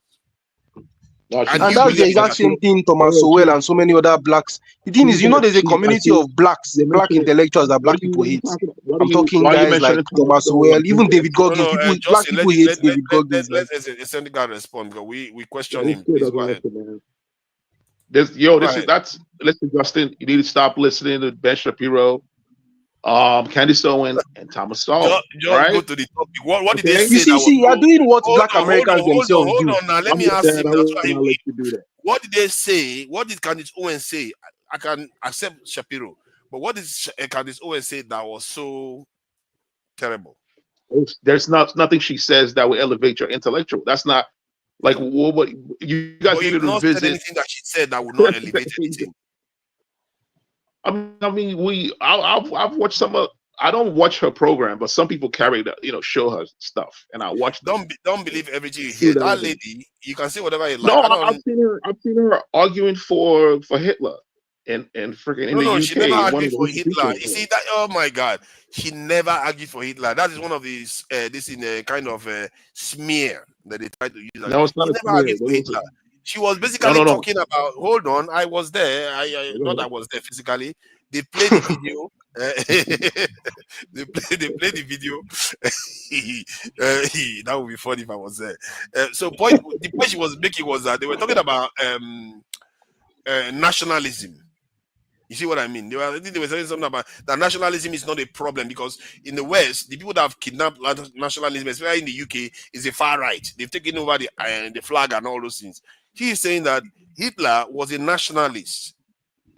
That if he hadn't, I think she didn't qualify with the statement about him going overseas. So people just capture that one from there and say, "Oh, Hitler was a nationalist." Hitler. Yeah? That form of nationalism. That's how you have that's why I don't support the pro Biafran movements because of that form of nationalism that's based on ethnic hatred. That's not what we need. That's not what we mean by enlightenment. Yeah, but that's not the part she's talking about. So we're talking about Candice Owens' statement. That is not the part she was talking about. She was just talking about the part that recognizes the fact that you have to. Yeah, but eccentric, that still doesn't change the fact that Candice Owens, with her own beliefs and philosophies, is still a classic case of someone thinking with their own enlightenment. She's so bold. Yeah? What has she's she challenging hold on now. She's challenging the Israeli lobby. She's challenging the narrative that America has to follow whatever Israel does. And there's no one voice that is out there in the open that is openly challenging the status quo in the US. That's how powerful that lady is. And you have to give it to her. She's a black woman challenging a system that even white women are not able to challenge.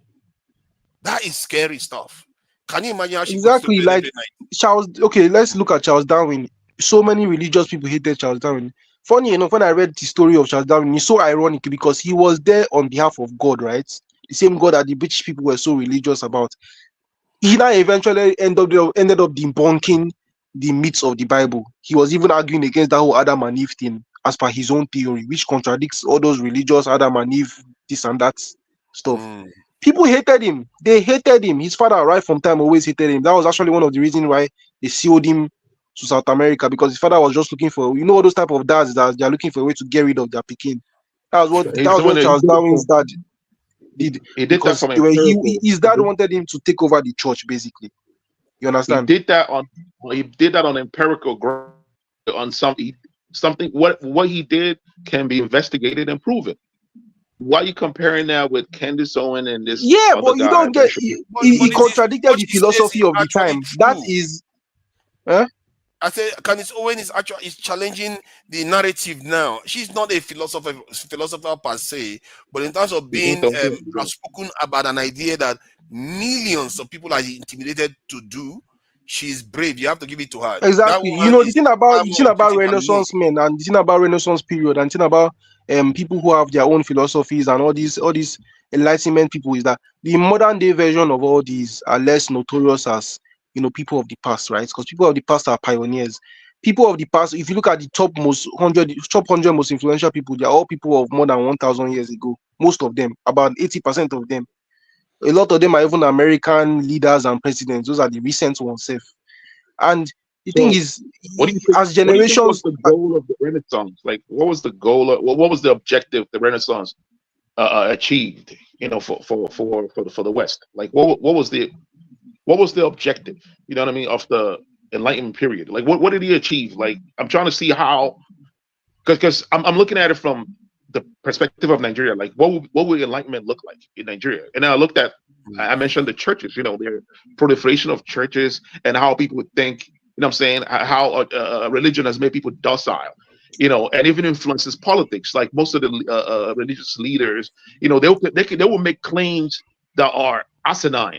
Like they can heal you with a water, throw water at you, and they'll cure your ailment.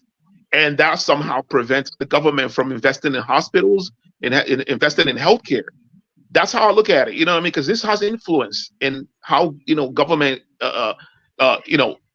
invest money in things that will benefit the society, because they're looking at churches. They're going, hey, Oyedepo, he can put a hand on people Well, and cure them, and people will believe that, so they will I not mean, when you look push at the government Nigeria, to build it seems like hospitals. my generation of Nigerians, it seems like we are less religious in general, right?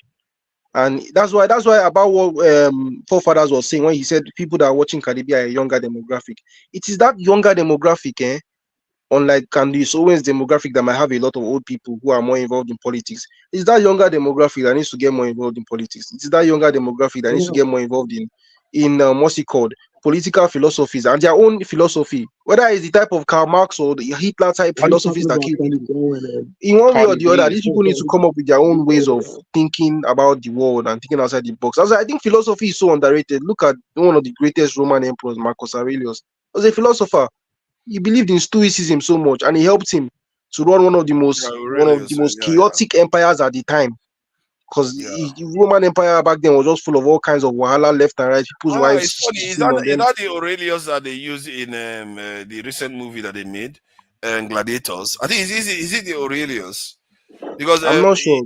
if it's the because I think he ended up becoming the emperor. And he was an Aurelius Maximus something. If it was him in the movie, he did appear to. He was using poetic languages to describe some things. Then the way he embraced power wasn't like just being the strongest man. He can He see that. believed his own philosophy as per stoicism. He was there's this philosopher, I can't remember his name, that he believed in, because in one way or the other, should I tell you, this is why what we're saying makes a lot of sense and is getting somewhere. Every great person back then, every great person, including Einstein, they all believed in some great philosopher or the other, right? Alexander the Great, Alexander Sensei, his mentor was Socrates, right? Socrates, And Socrates, and Alexander believed so much in not just himself, because he was kind of narcissistic in a way, but he lived in a lot of the philosophies of Socrates. In a way, it also contributed to why he was able to take over the world at some point, or most of the world practically, right? Look at Aurelius. Aurelius believed a lot in Seneca. And Seneca was that Seneca, if Seneca existed in real life, Seneca is that type of person that you slap him, you will not say anything. Seneca, you can step on his foot, step on his prick, you'll not say anything. He just had this belief that you don't control what happens outside of you. You understand?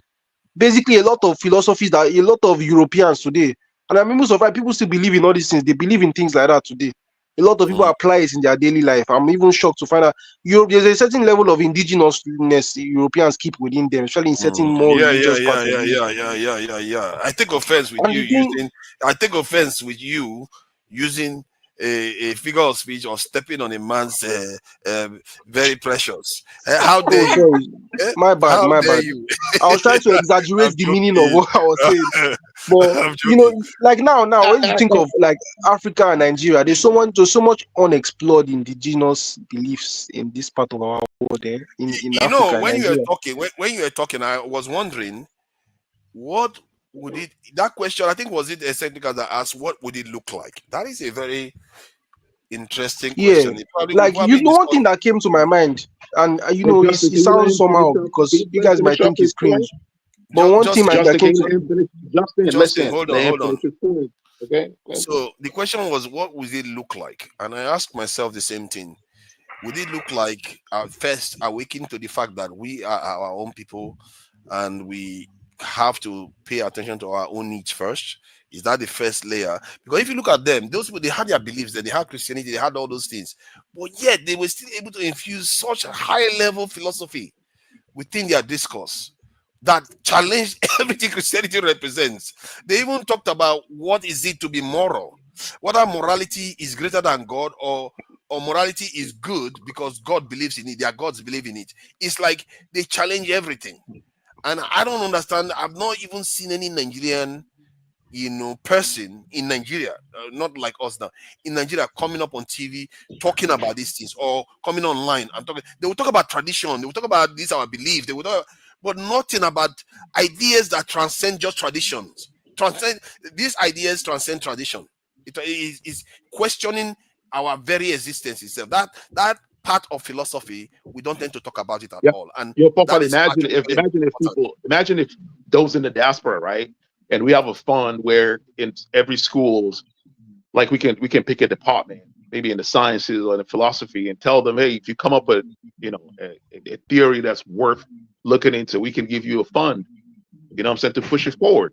Perhaps the government can do that, and that would, because like in most of the universities, right, you got churches there, and most of the events that bring the students together are usually the religious events. There's religious events, on the weekdays, even when there's classroom, when there are lectures, right? Like I think Well, is that's philosophy what dead? we need to say again. Is philosophy Can dead? can I say something? I Okay, go think ahead. if you look at the history of Europe and the world generally, I think it started first with. I mean, there was a time when the Pope, was the political power in the world before, when you now had the Papal Bull of Demarcation that restricted the power of the church. Um, uh, so you had philosophy and religion, being the values that were ruling the world at the time. But Europe moved ahead, and subjugated this, and you had new models and new ways of dealing with issues and problems, that helped to elevate society. So even though religion and philosophy was still part of the system, but you had you have science and you have other models and disciplines that are coming up to help society grow. The problem with Africa, the problem that we have is that we have stayed and continued to carry religion as for some people, religion is the be all, and I'm a Christian, a devout Christian for that matter. But for us, and for a lot of people, we elevate religion more than, every other thing, more than, yes, there's a sense in which it gives us a direction, moral values and ethos and so on and so forth, which is necessary, to build society. But that's what the laws are supposed to do. So if we can get a balance, and if we can find a way, and that's why I talk again about, developing a system that is homegrown. I again, I want to refer to, I think it's Malagasy or Madagascar, when we had the COVID, and it was killing people like mad in America and most parts of Europe. There was a lockdown, people couldn't go, it was really deadly, and I think that the Western world would have been thinking that Africa would be wiped out, because if you could have that kind of disaster in the West and in America, then in a place that they call the third world, you can imagine what would happen, that it would be total devastation. But Africa survived. In Madagascar, they were able to develop a system. Develop a medicament, that was able to, that we read that cured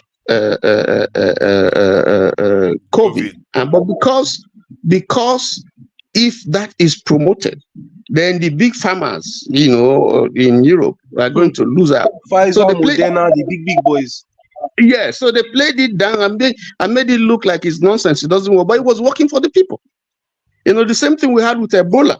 We didn't need the West to be able to help us to deal with Ebola. Nigeria dealt with it. And dealt with it finally, But Tony, okay, are you sure we dealt with it, or is because all the people that COVID was supposed to kill in Africa are already dead? You know what I mean? COVID-19 is always goes after all these elderly people. And in Africa, they don't make it to even be properly elderly. You kill all of them. So when it came, it's like, there's nobody. All the people are young brothers now. COVID itself don't go see person chop. There's nobody left. What I'm trying to say. What I'm trying to say is that, okay, maybe you could say that, we don't have real statistics here, but in terms of the devastation that it caused, if you look at even the World Bank, World Health Organization record statistics, Africa, did better. So what is it?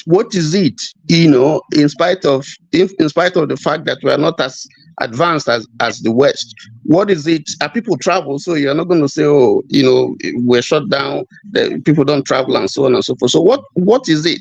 ingrained in the system. Whether we did something or we didn't do anything. But what was it that ensured that we didn't see the kind of devastation that we saw in Europe? I think that there are a mixture of things, but I will leave that for later. Let's bring in an elder. An elder, a statesman, and he's special. Hey, my We all man. know, he's very special. KJ, you're welcome. Mr. Forefather, Papa who is special, I thank you for letting You're me welcome. speak, and every member of the panel and those in the keyboard. I came in because of electrical. Okay. Sorry if I murdered the name. Now You butchered it. eccentrical. Okay, I can see clearly now. Yeah, go ahead. See, listen. You see, I don't. It doesn't go down well with me when when we turn our firearm and we're firing at the church, because no matter what you say, the church has done or is still doing its role in Nigeria. The church is not the reason why the Nigerian government is not doing what it should do for its people. The pastors, whether they are good or bad, do not advise government not to do their social welfare. After all, the Constitution says the primary purpose of any government is to provide security and welfare of the people. So if you are a government and you're not doing that, you cannot turn around and say it's Oyedepo or Adeboye or whoever the man of God that you want to call is that's preventing you from doing your constitutional duty to your people. On the contrary, a majority of them have done more good than they have done harm. The international, or rather the countries that are developing right now around the world, their own nations were built upon the Judaism, or rather the Jewish, or rather the law from the Bible. That is what it was founded upon. If you go to, if you separation of, excuse me, sir, let me finish. You can come on. The separation of, no, you cannot make a wrong statement. Hold on, No, let him finish. I have questions too. Sometimes you see, sometimes people talk. You see, we come to this channel, we don't want to say anything because we don't know who and who is listening. Do you know what's called a ley line? Do you know the ley line? Have you ever studied anything called ley lines? Yes. Laid out in the US here. Do you know what the overlay stands for? You see, knowledge is so vast. Not be one person get that all. There are certain things we will not say, no matter how much you press, we will not tell you. Okay? But if we meet you one-on-one, we can put those things on the ground and we'll discuss it. So all that you know is not all that is to know. There are many, many, many, many knowledge out there that you don't even have a clue what it's all about. Now, if you go to the history of the black race, if Africa is the first name of Africa, which means the beginning, if every other human race came from that location called Africa, or I'm trying to remember the first name, the real name of Africa. Okay, now if that is where we all generated from, there must be something that we know and we have that the rest of the world don't have. And so when we come, is it not here that when we came, we realized that they are doing Halloween? What is the difference between Halloween? In fact, Halloween is even worse than the masquerade dance we are doing in our communities. Okay, but they are doing it here. So this is they came and took something from us to come and practice. But some of us, when we come here, we say, "Oh, what we are practicing in that side is so this is so this we're so timid." But there's nobody in our country, no children there obeying their father and telling him, "Come on, get out." Or you are sitting in your parlor, your child comes and walks past you and go into the bedroom with a lady. It doesn't happen. So whether you look at it, whichever way you look at it, I am not condemning what they are doing. It may be their culture. I have no problem with it. We also have our own culture, and it's embedded on our tradition and our belief. My real name, Igbo name that we have, there's none that doesn't, majority of them ends with God something. It's either starting with God or ending with God. That means that we too have a form of godliness before the coming of the, whatever you call it, the Bible. We didn't have the Bible, we have a tradition that is deep deep-rooted even before the Bible came to be. So if you are a true Igbo person and you understand the culture of the Igbos, you find out that majority of what is written in Leviticus and Numbers, okay, are taken out of things you have practiced in your community without knowing it. So look, if our So your if point is our that they should not be attacking the church. if You are not seeing I'm them simply attacking the saying, church. look, we have a people who voted to government, into government. The church is an entity, a private entity. Let me make it very clear. Poor father, you have a right to pick your Bible and walk out of your church, and your pastor cannot ask you, why didn't you come yesterday, or why are you not coming back? But you don't have the right to say the government should not do anything, or the government says it's not going to do for you. So the one that we have right over, we're not fighting them, but we're fighting the ones that are individuals setting up. In America here, don't the church have a role? But I'm let me coming, but ask hold you. on, I'll end with that and I'll let you speak. I want you to speak more. I will In ask the you a developed question. world, don't the government do their duty? Do they leave it to the church?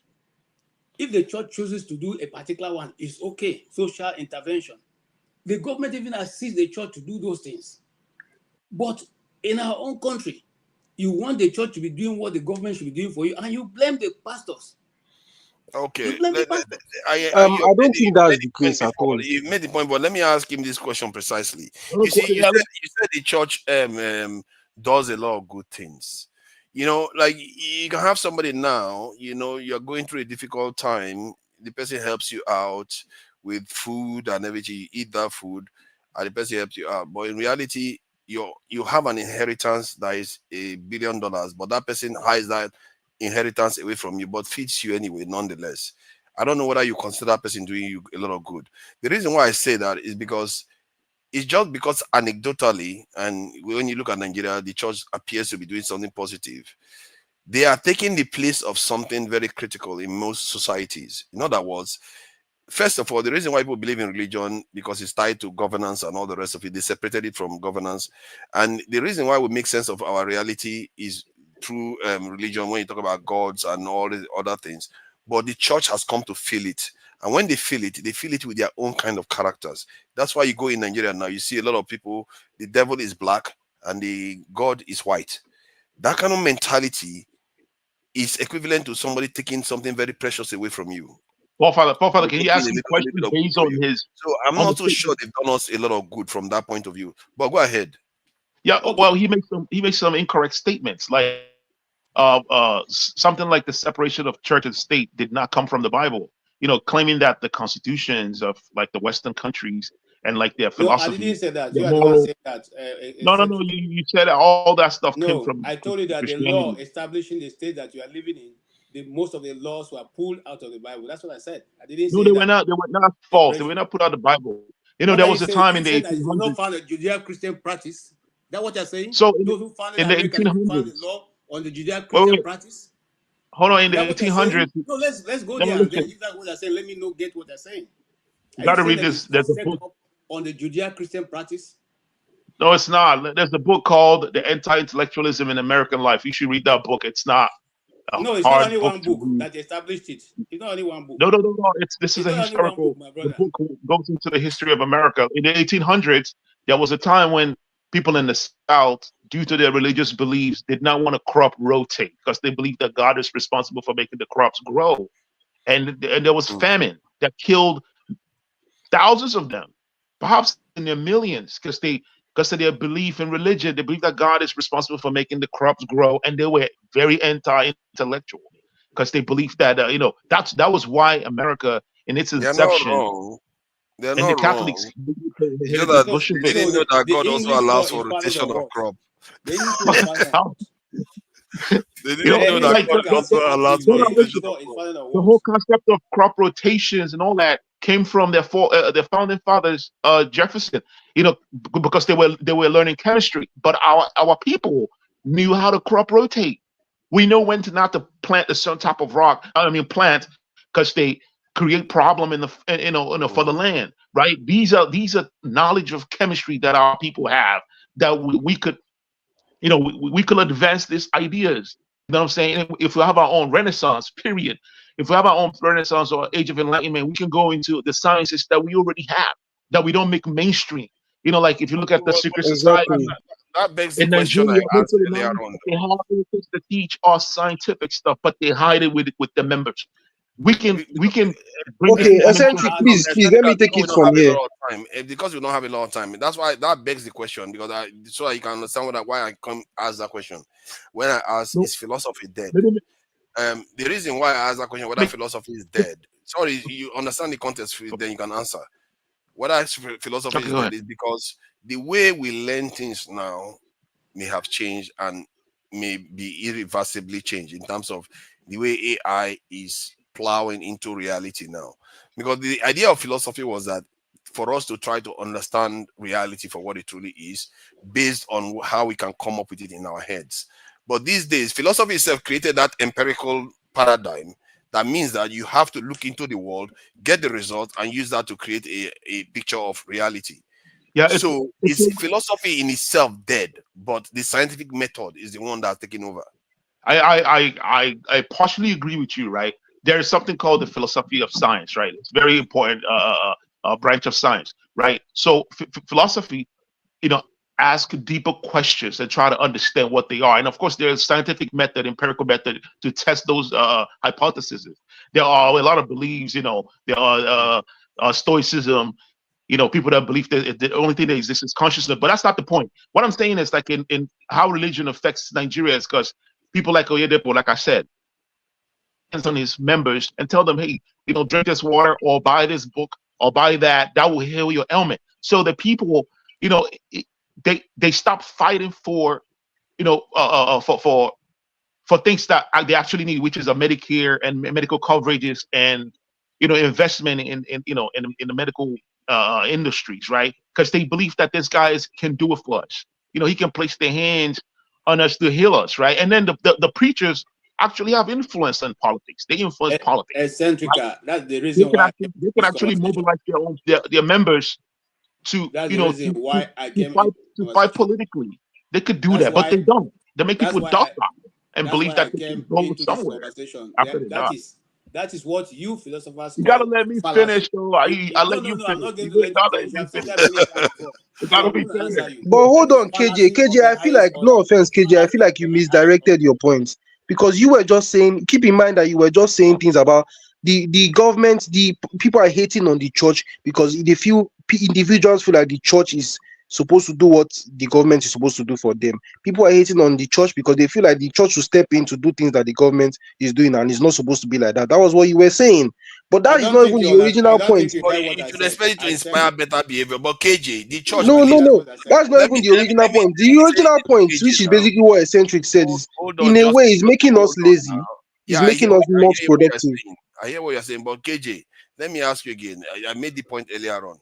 Literally, the way you look right now, you are the devil from the point of view of the church, and then the other guy is the angel.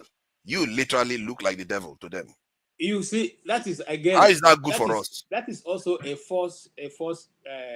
thing, because for if you are a Christian, you will have read the way, the character, and the look of Jesus Christ from the Bible. The Bible describes him, how he looks, so we know that he's not a white guy. We know that anybody who is The Bible oh, says oh my slaves God, let obey me your talk now. master.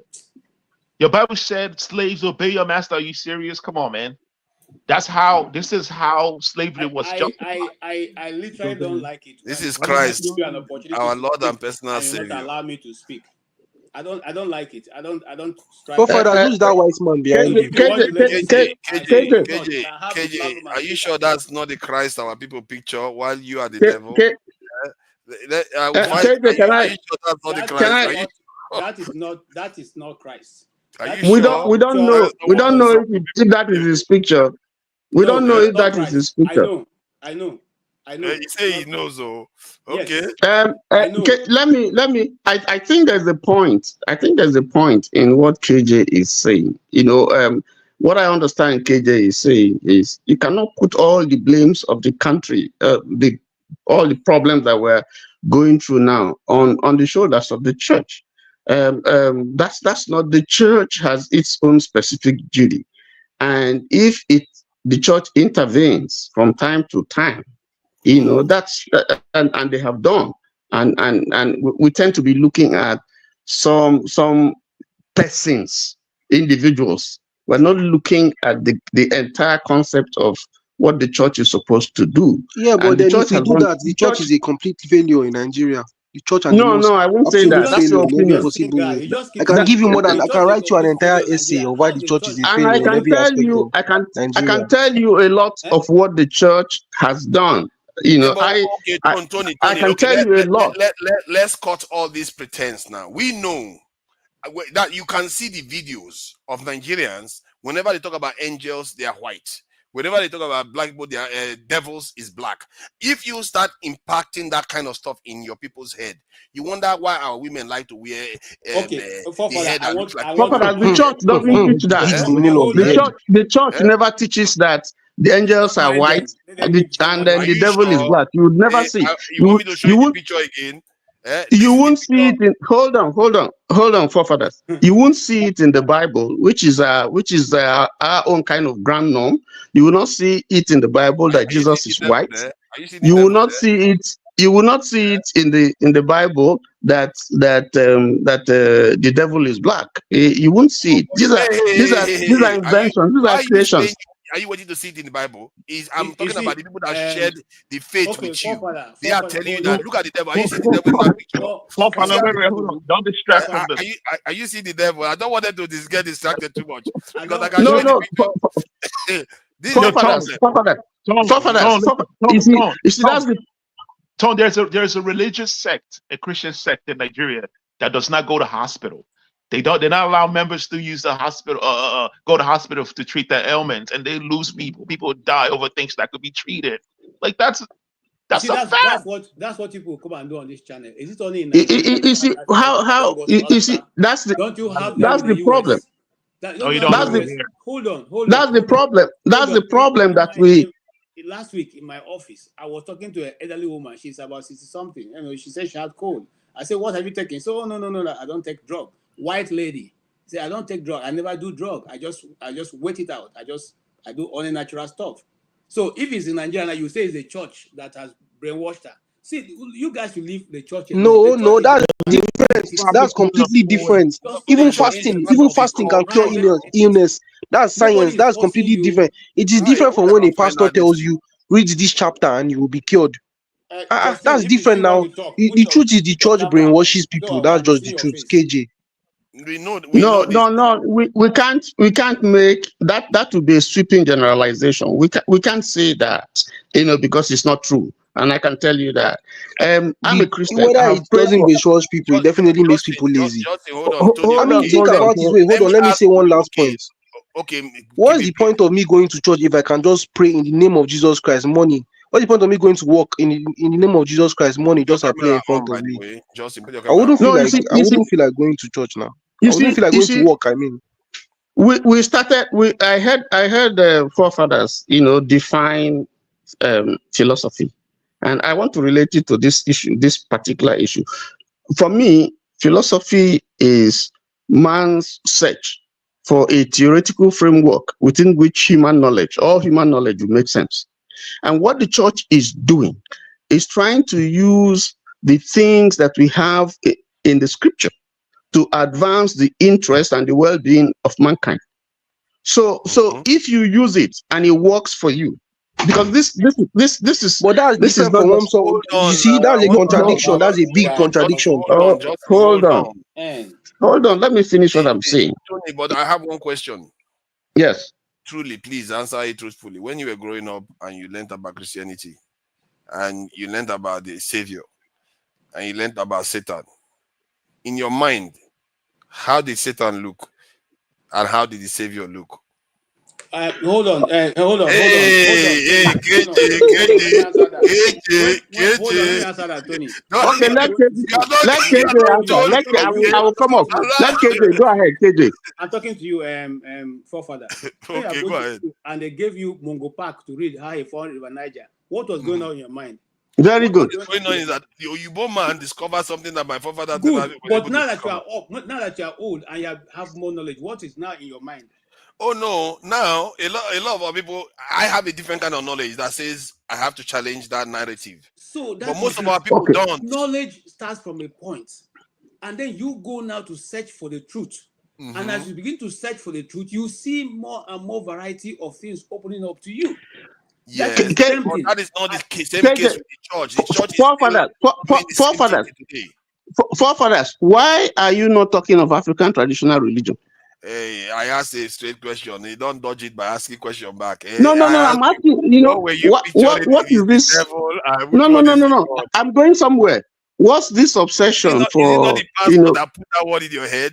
Oh, I'm Huh? asking now. I'm asking. Why is who? How? No, just I want to hear the answer first. Then we move on Yes. from there. Okay. Like a progressive people. So in your mind, the savior, Yes. how does he look versus how devil looks in terms of color? Well, the Satan is not a human being. He's a spiritual being, Hey, and the spirit has no I color. asked you about Oh their color. God, I hate Hey, this thing yeah, that yeah, people yeah, do. Oh my yeah. God. This is Maradona. Just Let answer me the let question This is direct, please. Maradona. Answer the No, let me question. answer that's that true. question. Let me answer You that mean when you question were before growing up, you you can never be thought about addressed. Let me Satan tell you as having a something. color? The Okay, color what that color the are the wings Bible of the portrays. angels? Oh Appearance yeah, is not talk. reality. You know what? Hold on, hold on. You asked me a question. Let me answer. KJ, let him Oh answer my now. God. You, Are you you telling asked me me a in your question. mind you didn't picture the Satan when God, your pastor was teaching you about Satan and he was teaching you about this in Jesus? What Yes. what was in your mind? What was in your mind?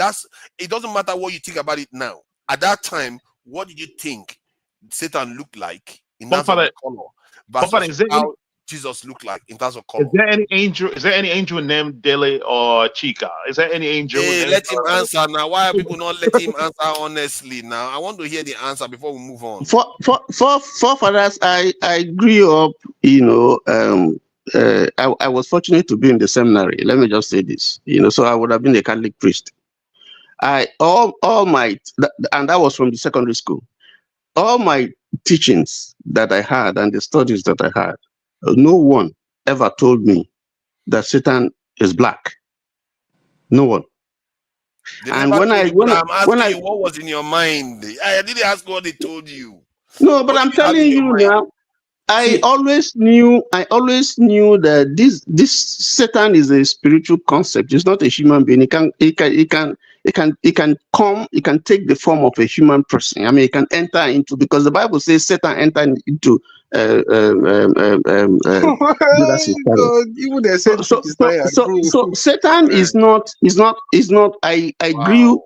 I hold on now. This I is grew up to know that Satan is not a human being, and if he's yes. not a human being, he doesn't have a color. let That's a Hey, straightforward answer. Tony, how Tony, about let me Jesus? Did hold on. Jesus have a color? Hold on, and this Yeah, is my last. Did Jesus have a color Just to hold you? on. This he is came down as a is my man, last. so he must have a color. Let So me what tell you color did something. you picture him? Hold on He's not now. But white. they Oh, concern it's for not color. white. I'm You not didn't talking picture about Jesus color. as white when you were young. He's not And a you were white raised man. in Roman Catholic Church. Hi. Yes. This is okay. Hmm. Okay. You see, you see, He says you that see, now. people. Forefathers, We are forefathers. dealing with The cap. reality and human concept. Those are the two things, and they are different. What people think and what is real, they're two different Simple, things. simple. You see, let Okay, me ask you. forefathers, let me My help you. Let me upbringing help you, is so forefathers. different, You see or what I'll do now. you have said something that is impossible. This is that part of the live stream where people will start saying that this guy is being annoyingly disrespectful. You see the two questions I'll ask him that will make him go to your point. Forefathers, hold on, hold on. Tony, okay. Let me ask you this. Repeat what you said before about the church doing its job. What is the job of the church? Oh, do I need to repeat it for you? You know what the church is set out to do. I mean, I don't have to repeat it. You know exactly what the Please church is say set. it. Say it. Let everybody hear. You One, see what I'll do now. Just one is watch. spirit. Yes. No, you don't have to answer. You've already answered it before. You answer what you want to answer. KJ, No, I'm let serious them because answer. there's no need for that question. I mean, come on. Let them answer. Let them deal with each other. Please, Tony. Okay, we are all ears. You know, you are the guest right now. Yes. Please answer. Please answer. What's the Yes. role of the church? What's the role of the church? Where, in Nigeria or in the world? In the Nigeria. world. In the world. What have they Okay. done? What are the positive things they've done in Nigeria? Oh my God. That I hold can't on, Tony. exhaust that in just When the guys come, when they come and sit down, Okay, give the most they brief will and open basic their mouth and be answer you saying, can give "What have now. the church done? What have the church Like done?" you're answering All an the exam. books, all the philosophers you are calling, where did they get their knowledge from? The universities you are proud to be members of right now. Who started them? Have you Not ever from checked who started Yale? Have you ever checked who started all the great universities that you all are putting your shoulders like this to go they were to? built by most the of them the were built by Muslims. university that is most highly rated in Nigeria today, if you go to is a university that was established by a church. All Boom, of you've them. contradicted yourself. I don't grab Not the them by the federal tail. government. Not the You don't open your own yash. And whose job is it to create universities? Oh yeah, I don't nab them. I don't catch them. Oh boy, you be Boom, small yeah, boy. yeah. You say You've what? been cornered, bro. You've been cornered. Oh yeah, answer. Whose job is it to create? Because you Whose say job is who it to job Did is create you it? universities? I've cornered you. Hold on, Justin, hold on. did he just I walk don't into that grab the one? lion by the tail. Hold on, Whose job? Justin, hold on. KG, I thought it was You say government that whose was job is it? No, hold on, to create universities hold on. You now. say No, whose you've job is helped it? me to make my But point, now you KJ. say You've church is to just create contradicted universities. yourself. No. Whose job No, is no. that supposed to What are be? you saying that? Are you Because saying that the KJ, wait, constitutional provision? Most of no. The point was KJ was saying the church and the government are different institutions. They're not supposed to do. Church is not supposed to do what the government is supposed to do. Abi, according to KJ and his own mouth. Okay, KJ has caught himself in a rift now. KJ also just said no, the I big think universities of status in the world that everybody wants to go to. Who pioneered those universities? Was it not churches? Oh, yeah, answer yes or no. no. Why is nobody The saying point anything? KJ is Hold on. trying to make. Hold on now. Forefather, Hold on. I think we're getting it wrong. hold on. I'm trying to maintain my cool really. But Justin, you better calm down, okay? Calm down. I'm not someone to say something and come and repeat myself or say something differently. Calm down, okay? Now I said here that the function of government is totally different. If the church chooses to go into those things, it's only helping out. I never said that the church. Oh, come on! Why? What? Am I speaking Igbo? I and speak in and English. and and about the Okay. church being responsible for most of the philosophers is not necessarily true. It's I'm very, not very saying. wrong. It's I'm not not saying true at what I'm all. saying. And because Because philosophy that's how you guys started before even the like to church put words in came my to. Exactly. mouth. Especially in I places like said Greece, before they even knew who Jesus was. the universities that you proud yourself, the world proud to go to right now. Who started them? Who started those Um, universities? no, so just Go because they check. funded universities does The not mean that Harvard we of should this support world. Who it. started it? The But Yale hold of on, this world. hold on. You But see, you are this is one in a thing way. people Hold do on, that is hold so on, hold on. annoying. Some KJ, people, let me add to what KJ is saying. KJ, I agree with you. They funded those things. Look at the results. Look at the results for us. They funded it for themselves and they funded it for us. But we are the devils in their narrative. They are the gods in their narrative. And who has it favored so far? Them. So the idea is that we have to realize that there are certain things we take on, and we take on the baggages with it too, even if it appears to do some good on the surface, which is true. But Forefather, it I also cannot help has you. deep I cannot help you. damage that it does. No, I can't help you at this point. You know Honestly. that now. You know that No, I our can't people help see you. themselves as inferior to foreigners. You know See, our people grow up seeing the I've white just people told you. as better than us.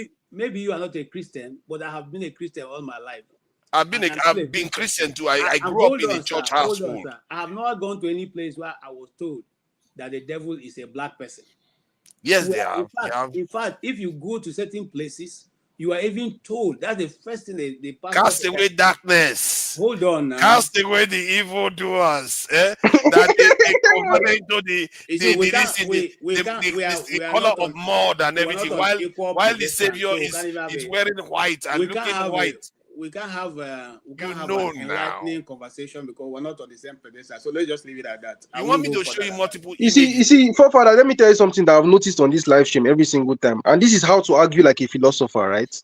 Because I've noticed Socrates and all these big philosophers, they do this particular thing where you ask somebody a question, the person knows that the answer to that question will destroy their emotion completely. So what they tend to do is that they basically not answer the question directly. You know, it happened once between me and Jago when I was asking Jago about what animal did West Africans or Black Africans domesticate. He couldn't give a proper answer, and that completely transitioned to a different thing and said, no, our ancestors had the wheel and we were farming wheat even before we met white people, which has nothing to do with my original point, right? Back in the days, the ancient philosophers like Plato and Socrates, that's what they used to now bite you in the bum. What they will now do is that in front of their audience, because you know back then in Greece they had like I can't remember what it was called back then, but they still have it today, where all the philosophers gather. What they would now do to open your yansh is that new motion you've created out of their original question, they'll use it to make you look stupid, in the sense that they'll just use it to be like, how does that have to do with what I'm saying? Because nowadays we ask questions to argue, and we argue to make points to show that we're correct. Back then, Socrates and all those type of guys, they would argue to ask more questions, and they will ask more questions to figure out something and have a point behind it. That's how philosophers argued. That's why even until today, you have people like, okay, Friedrich Nietzsche 400 years ago, he was debating a lot of things that Socrates said 1,000 years ago. He even called Socrates ugly in one of his most famous books, because they were always going at each other. You understand?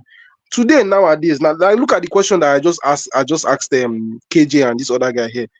They could not even give a direct answer, because they know that direct answer will completely destroy their motion. No, we gave you. I went. You to, did not. I asked what is the purpose of the church. Then you asked which university. No, sorry, you asked something about universities. Justin, I apart from going to the seminary, I didn't finish up in the seminary, but I also went to a Catholic school, secondary school, and the standards were very, very high. I know a lot of people even now who are pioneers of Christian schools all over the country. And the standard and the value of education at the time was very, very high. And you know, as opposed to what it is now, when we now have a lot of schools owned by private people and government. So when you begin to say that the interventions that the church has made, that the church has, because you made a very sweeping statement, and you know, and I am a product of a Christian school, and they taught me well. Nobody was debating that. My question was, what is the purpose of the church? Let me help you. You see what they do. You see what he just did there. You see, it's so funny. Hold on, let me just share this. This one is more current affairs. Hold on, KJ. Let's just hear this. This is more current affairs, so that we have an idea of what our people truly think of their Lord and personal Savior.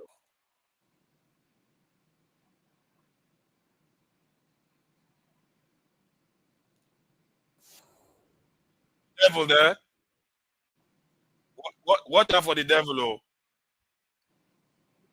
No volume. Hold on. Oh, that's such a black looking angel. Ironically. No, that's it. No, you know, the angels are black now, and that's what we found out based on the narratives people are telling us. Because this is the thing. Oh, let me make it so people can hear what they're saying. All right, I think you can hear now. You go to where the angels are praying for the stones. When see you how white the angels are from the angels, then you can look at the devil. This devil. Then the problems that you have been facing, all of them, they will now go. Wow. Is this now? You see what I mean? This is, and if we are being honest, that's the image we all have of the devil while we're growing up. Was a black guy with a horn that has led to the destruction of the world. Mm-hmm. That's true. Forefather, are you still growing up? They now made him extra black to push the narrative. Are you still growing up? But the same church that you are defending is still treating it like that. I'm grown up. Okay. I'm not. So if you have grown up now, I'm a tiny percentage. Hold on, my bros, hold on. Okay. Are there some things which you used to believe when you were 10 years old that now that you are, I don't know, maybe close to 40, are different for you now? Well, more than 40. But the point is that how come the church hold on, Eccentrica. Hold on. No, you are talking about me. I'm different. I'm contesting against it. Okay, you are different. Are you against the church? You are defending the church till now. Let me answer you, because if you accept my answer, because I've answered it before, okay, but I'll still answer it again. I went to a Catholic school, Holy Ghost Primary School. That's what it's called. My God, this Catholic school thing again. Hey, God. Who is this guy now? Maybe you should take him out because he's becoming a problem. Just don't interrupt again. Please go ahead. So, and just like Tony, I almost ended up in the seminary. So there are very little things you can tell me that I've not read. But the question is this: if you are a student of the Bible, I'm not saying if you're a Christian now. I'm saying if you are a student of the Bible, you will have found many places where the Bible described how Jesus looked.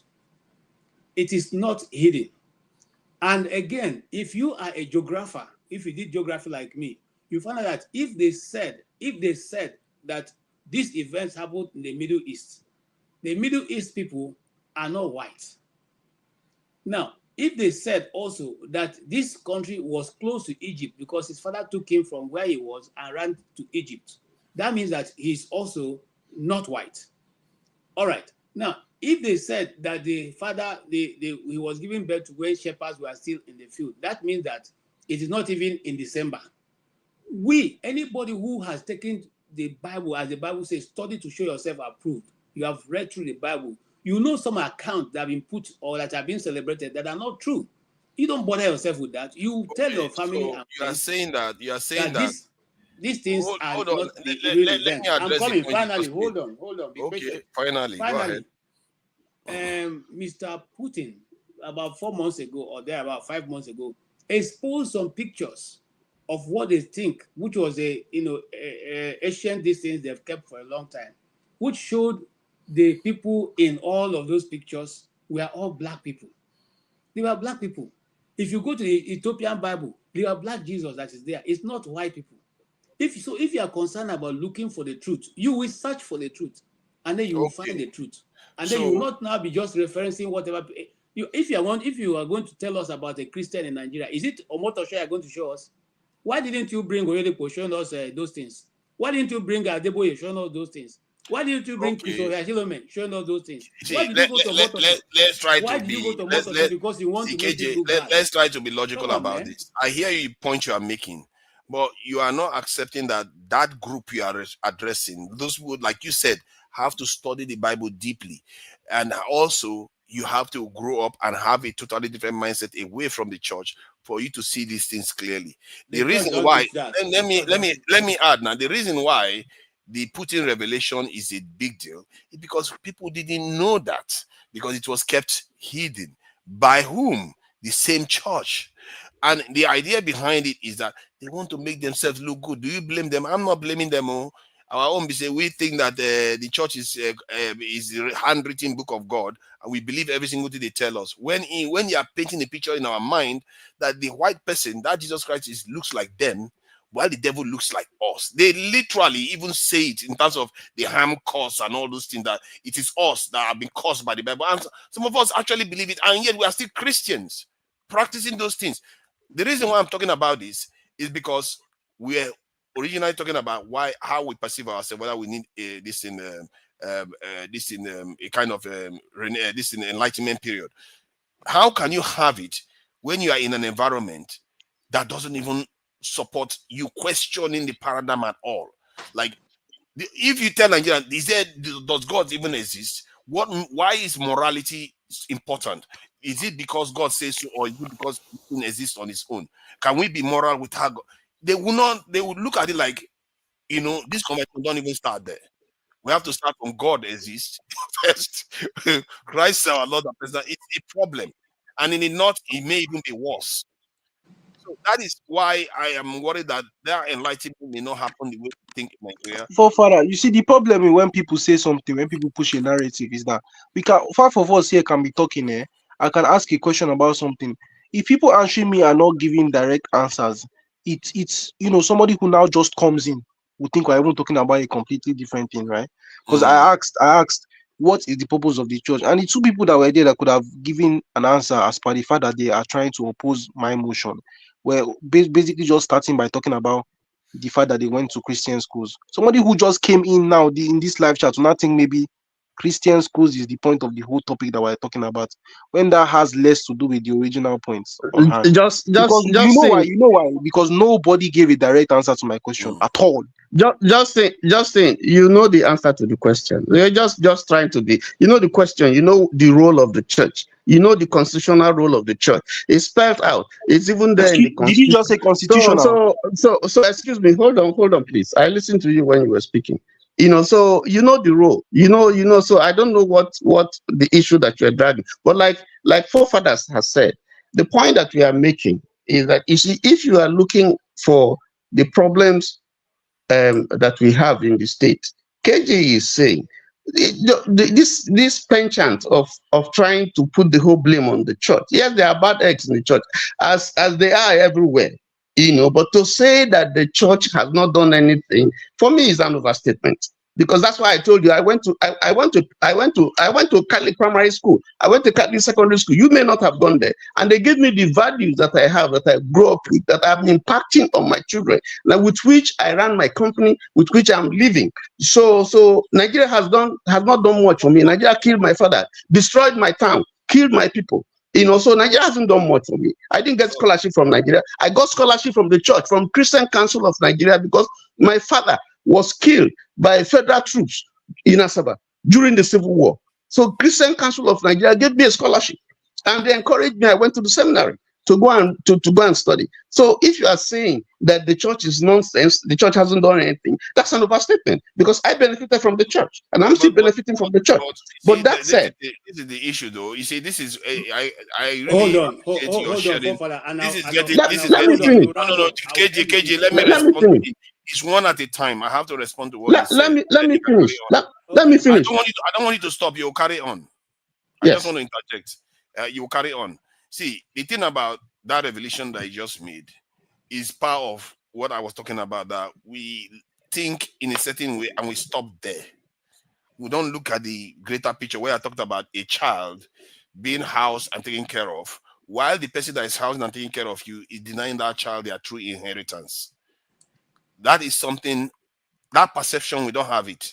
We just look at what they've done for us, and that is it.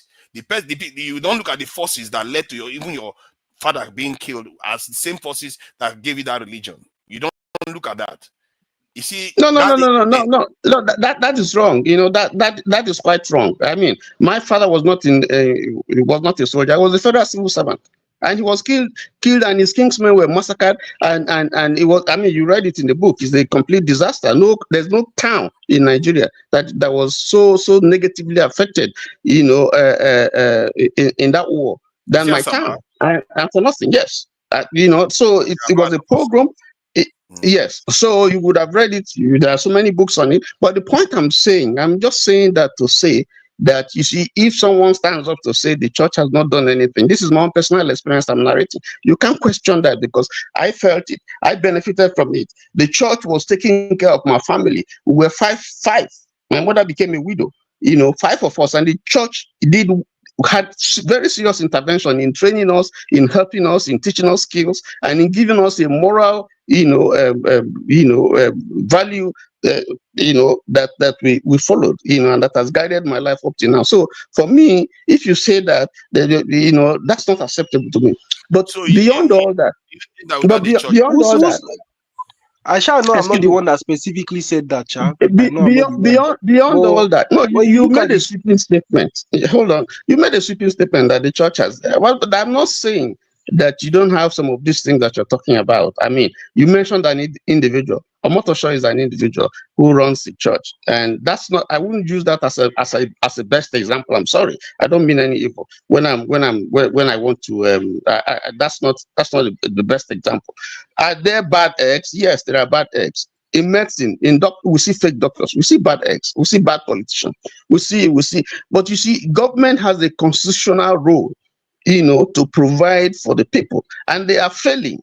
And it is partly because they are not doing their job that other people, philanthropists and other churches, mosques, are doing. And I'm questioning why this obsession? Why the church? You have Muslims there. Yeah, but I mean, when you look at it yourself, you have individuals who are doing stuff. Because you are here as somebody that goes to church, because Muslims, if Muslims are here, we'll be questioning them too. Like, so we're not looking at it. Like it. But if you want to address, it still boils down to you kind of indirectly contradicting yourself, because then it brings up the question: why are the governors and the politicians not governing properly if they truly are good Christians and Muslims guided by the rules and morals of Allah and Jesus Christ? We are going to be closing soon because there's a show coming up. I mean, if you are a politician who was also raised under the good principles of Jesus Christ. Let me announce it because we'll have to close abruptly in 10 minutes because there's a show coming up for I think it's about marrying for money and whether you should be married for for money or not. So the point, the original point is where all this concern was coming from was the idea that many Nigerians use. Like Tony Oke even ended up saying it, which confirmed my point, that we don't feel any loyalty to our land. We don't feel any loyalty to anything, maybe our tribes, or we just see everything as foreign. Like he said, what has Nigeria ever done to him, for him? That is an issue that we see all the time in our context. Let me see if I can play this quickly. There are many countries now who want to use guilt to try and exploit the UK.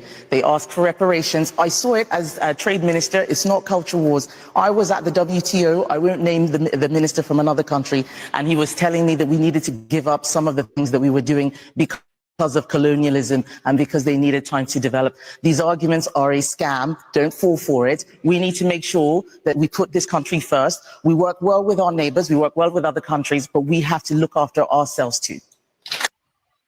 So she's among white people saying that, and this is a Ghanaian furious with a Nigerian. Now that you have close to millions of this guy, no, see, don't use this guy. This guy is a fool. He's always furious with every Nigerian. I beg. This guy, Hold on, himself, stop doesn't it. understand.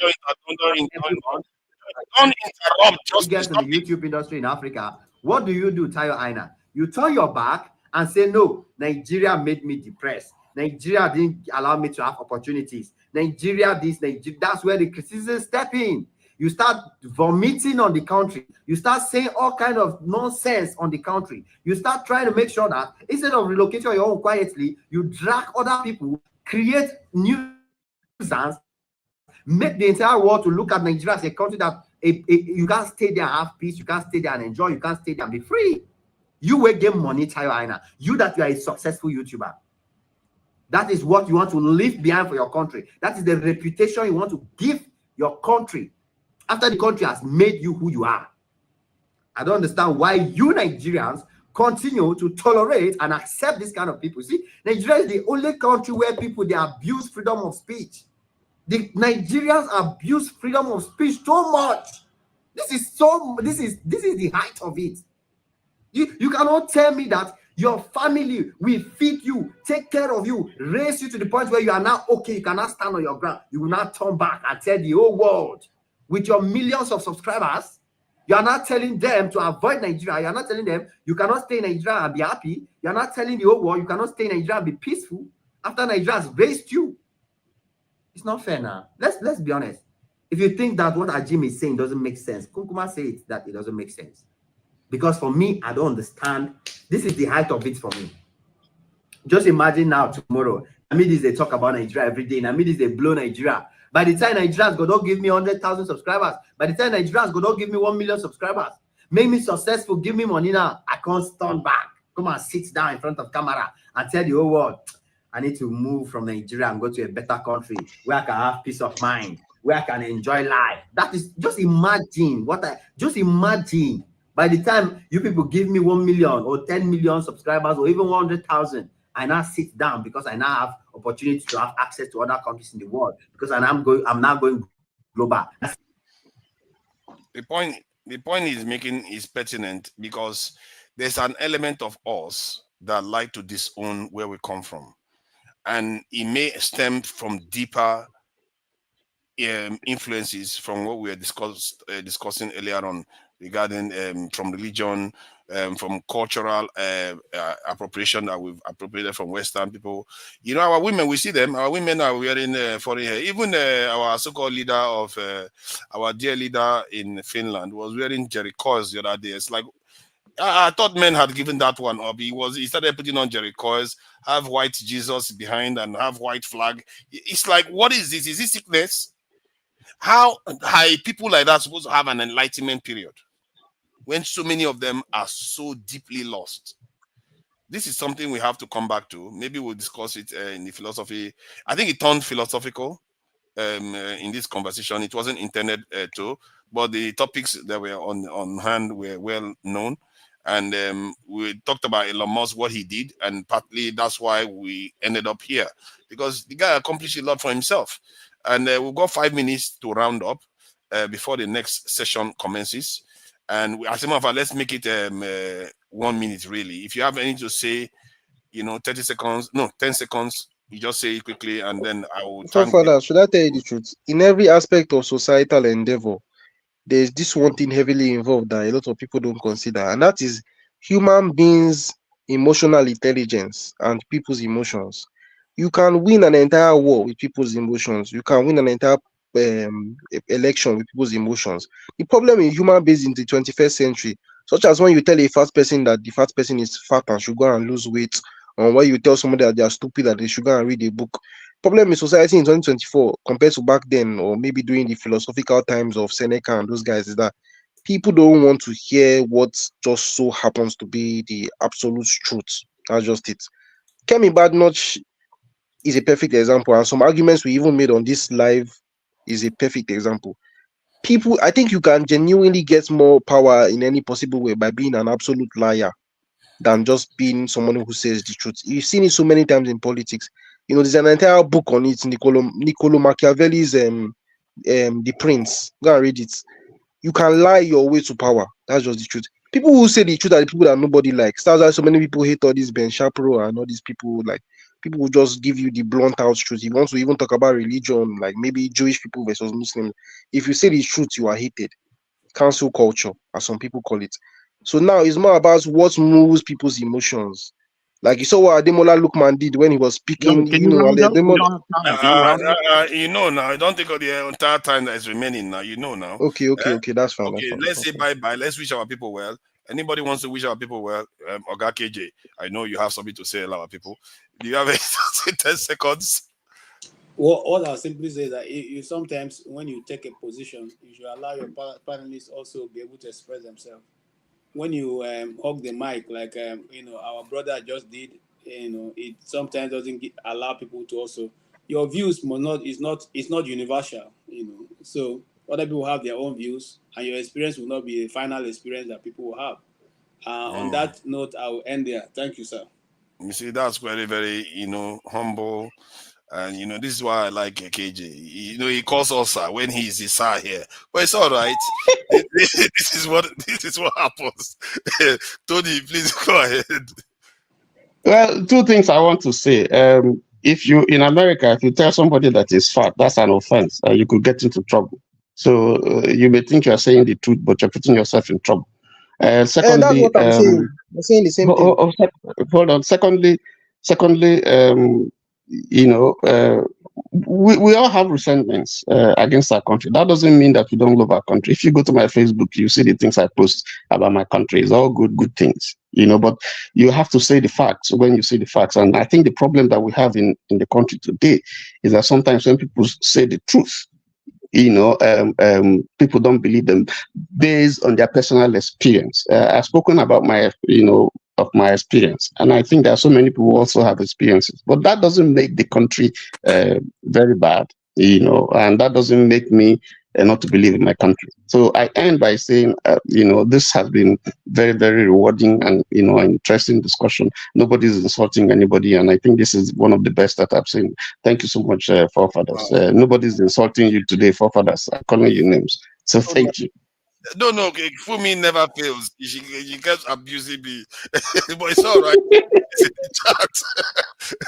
She doesn't fail to abuse. So, Esenika, you want to say something? Oh my God, we don't have time. Sorry, Esenika, we got to run. Thank you, guys.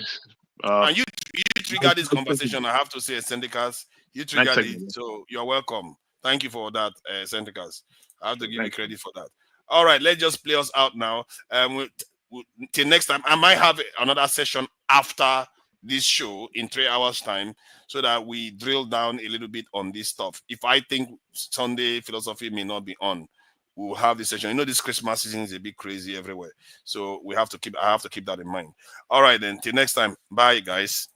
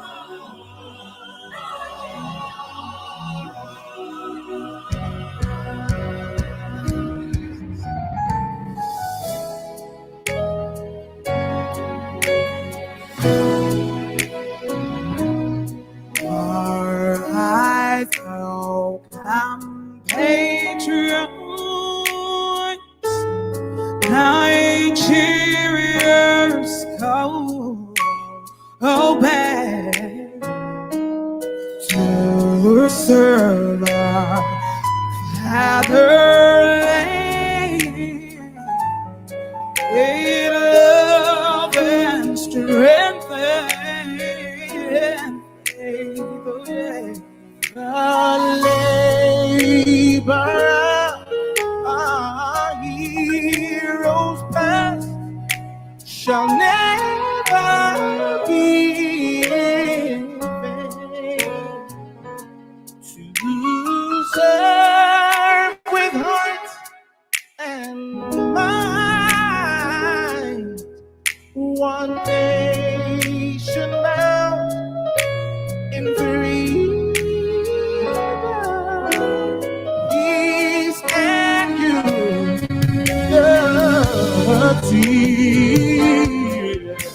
Oh God of creation, direct our noble course.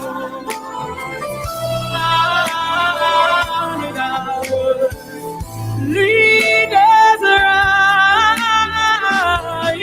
help our youth the truth to know.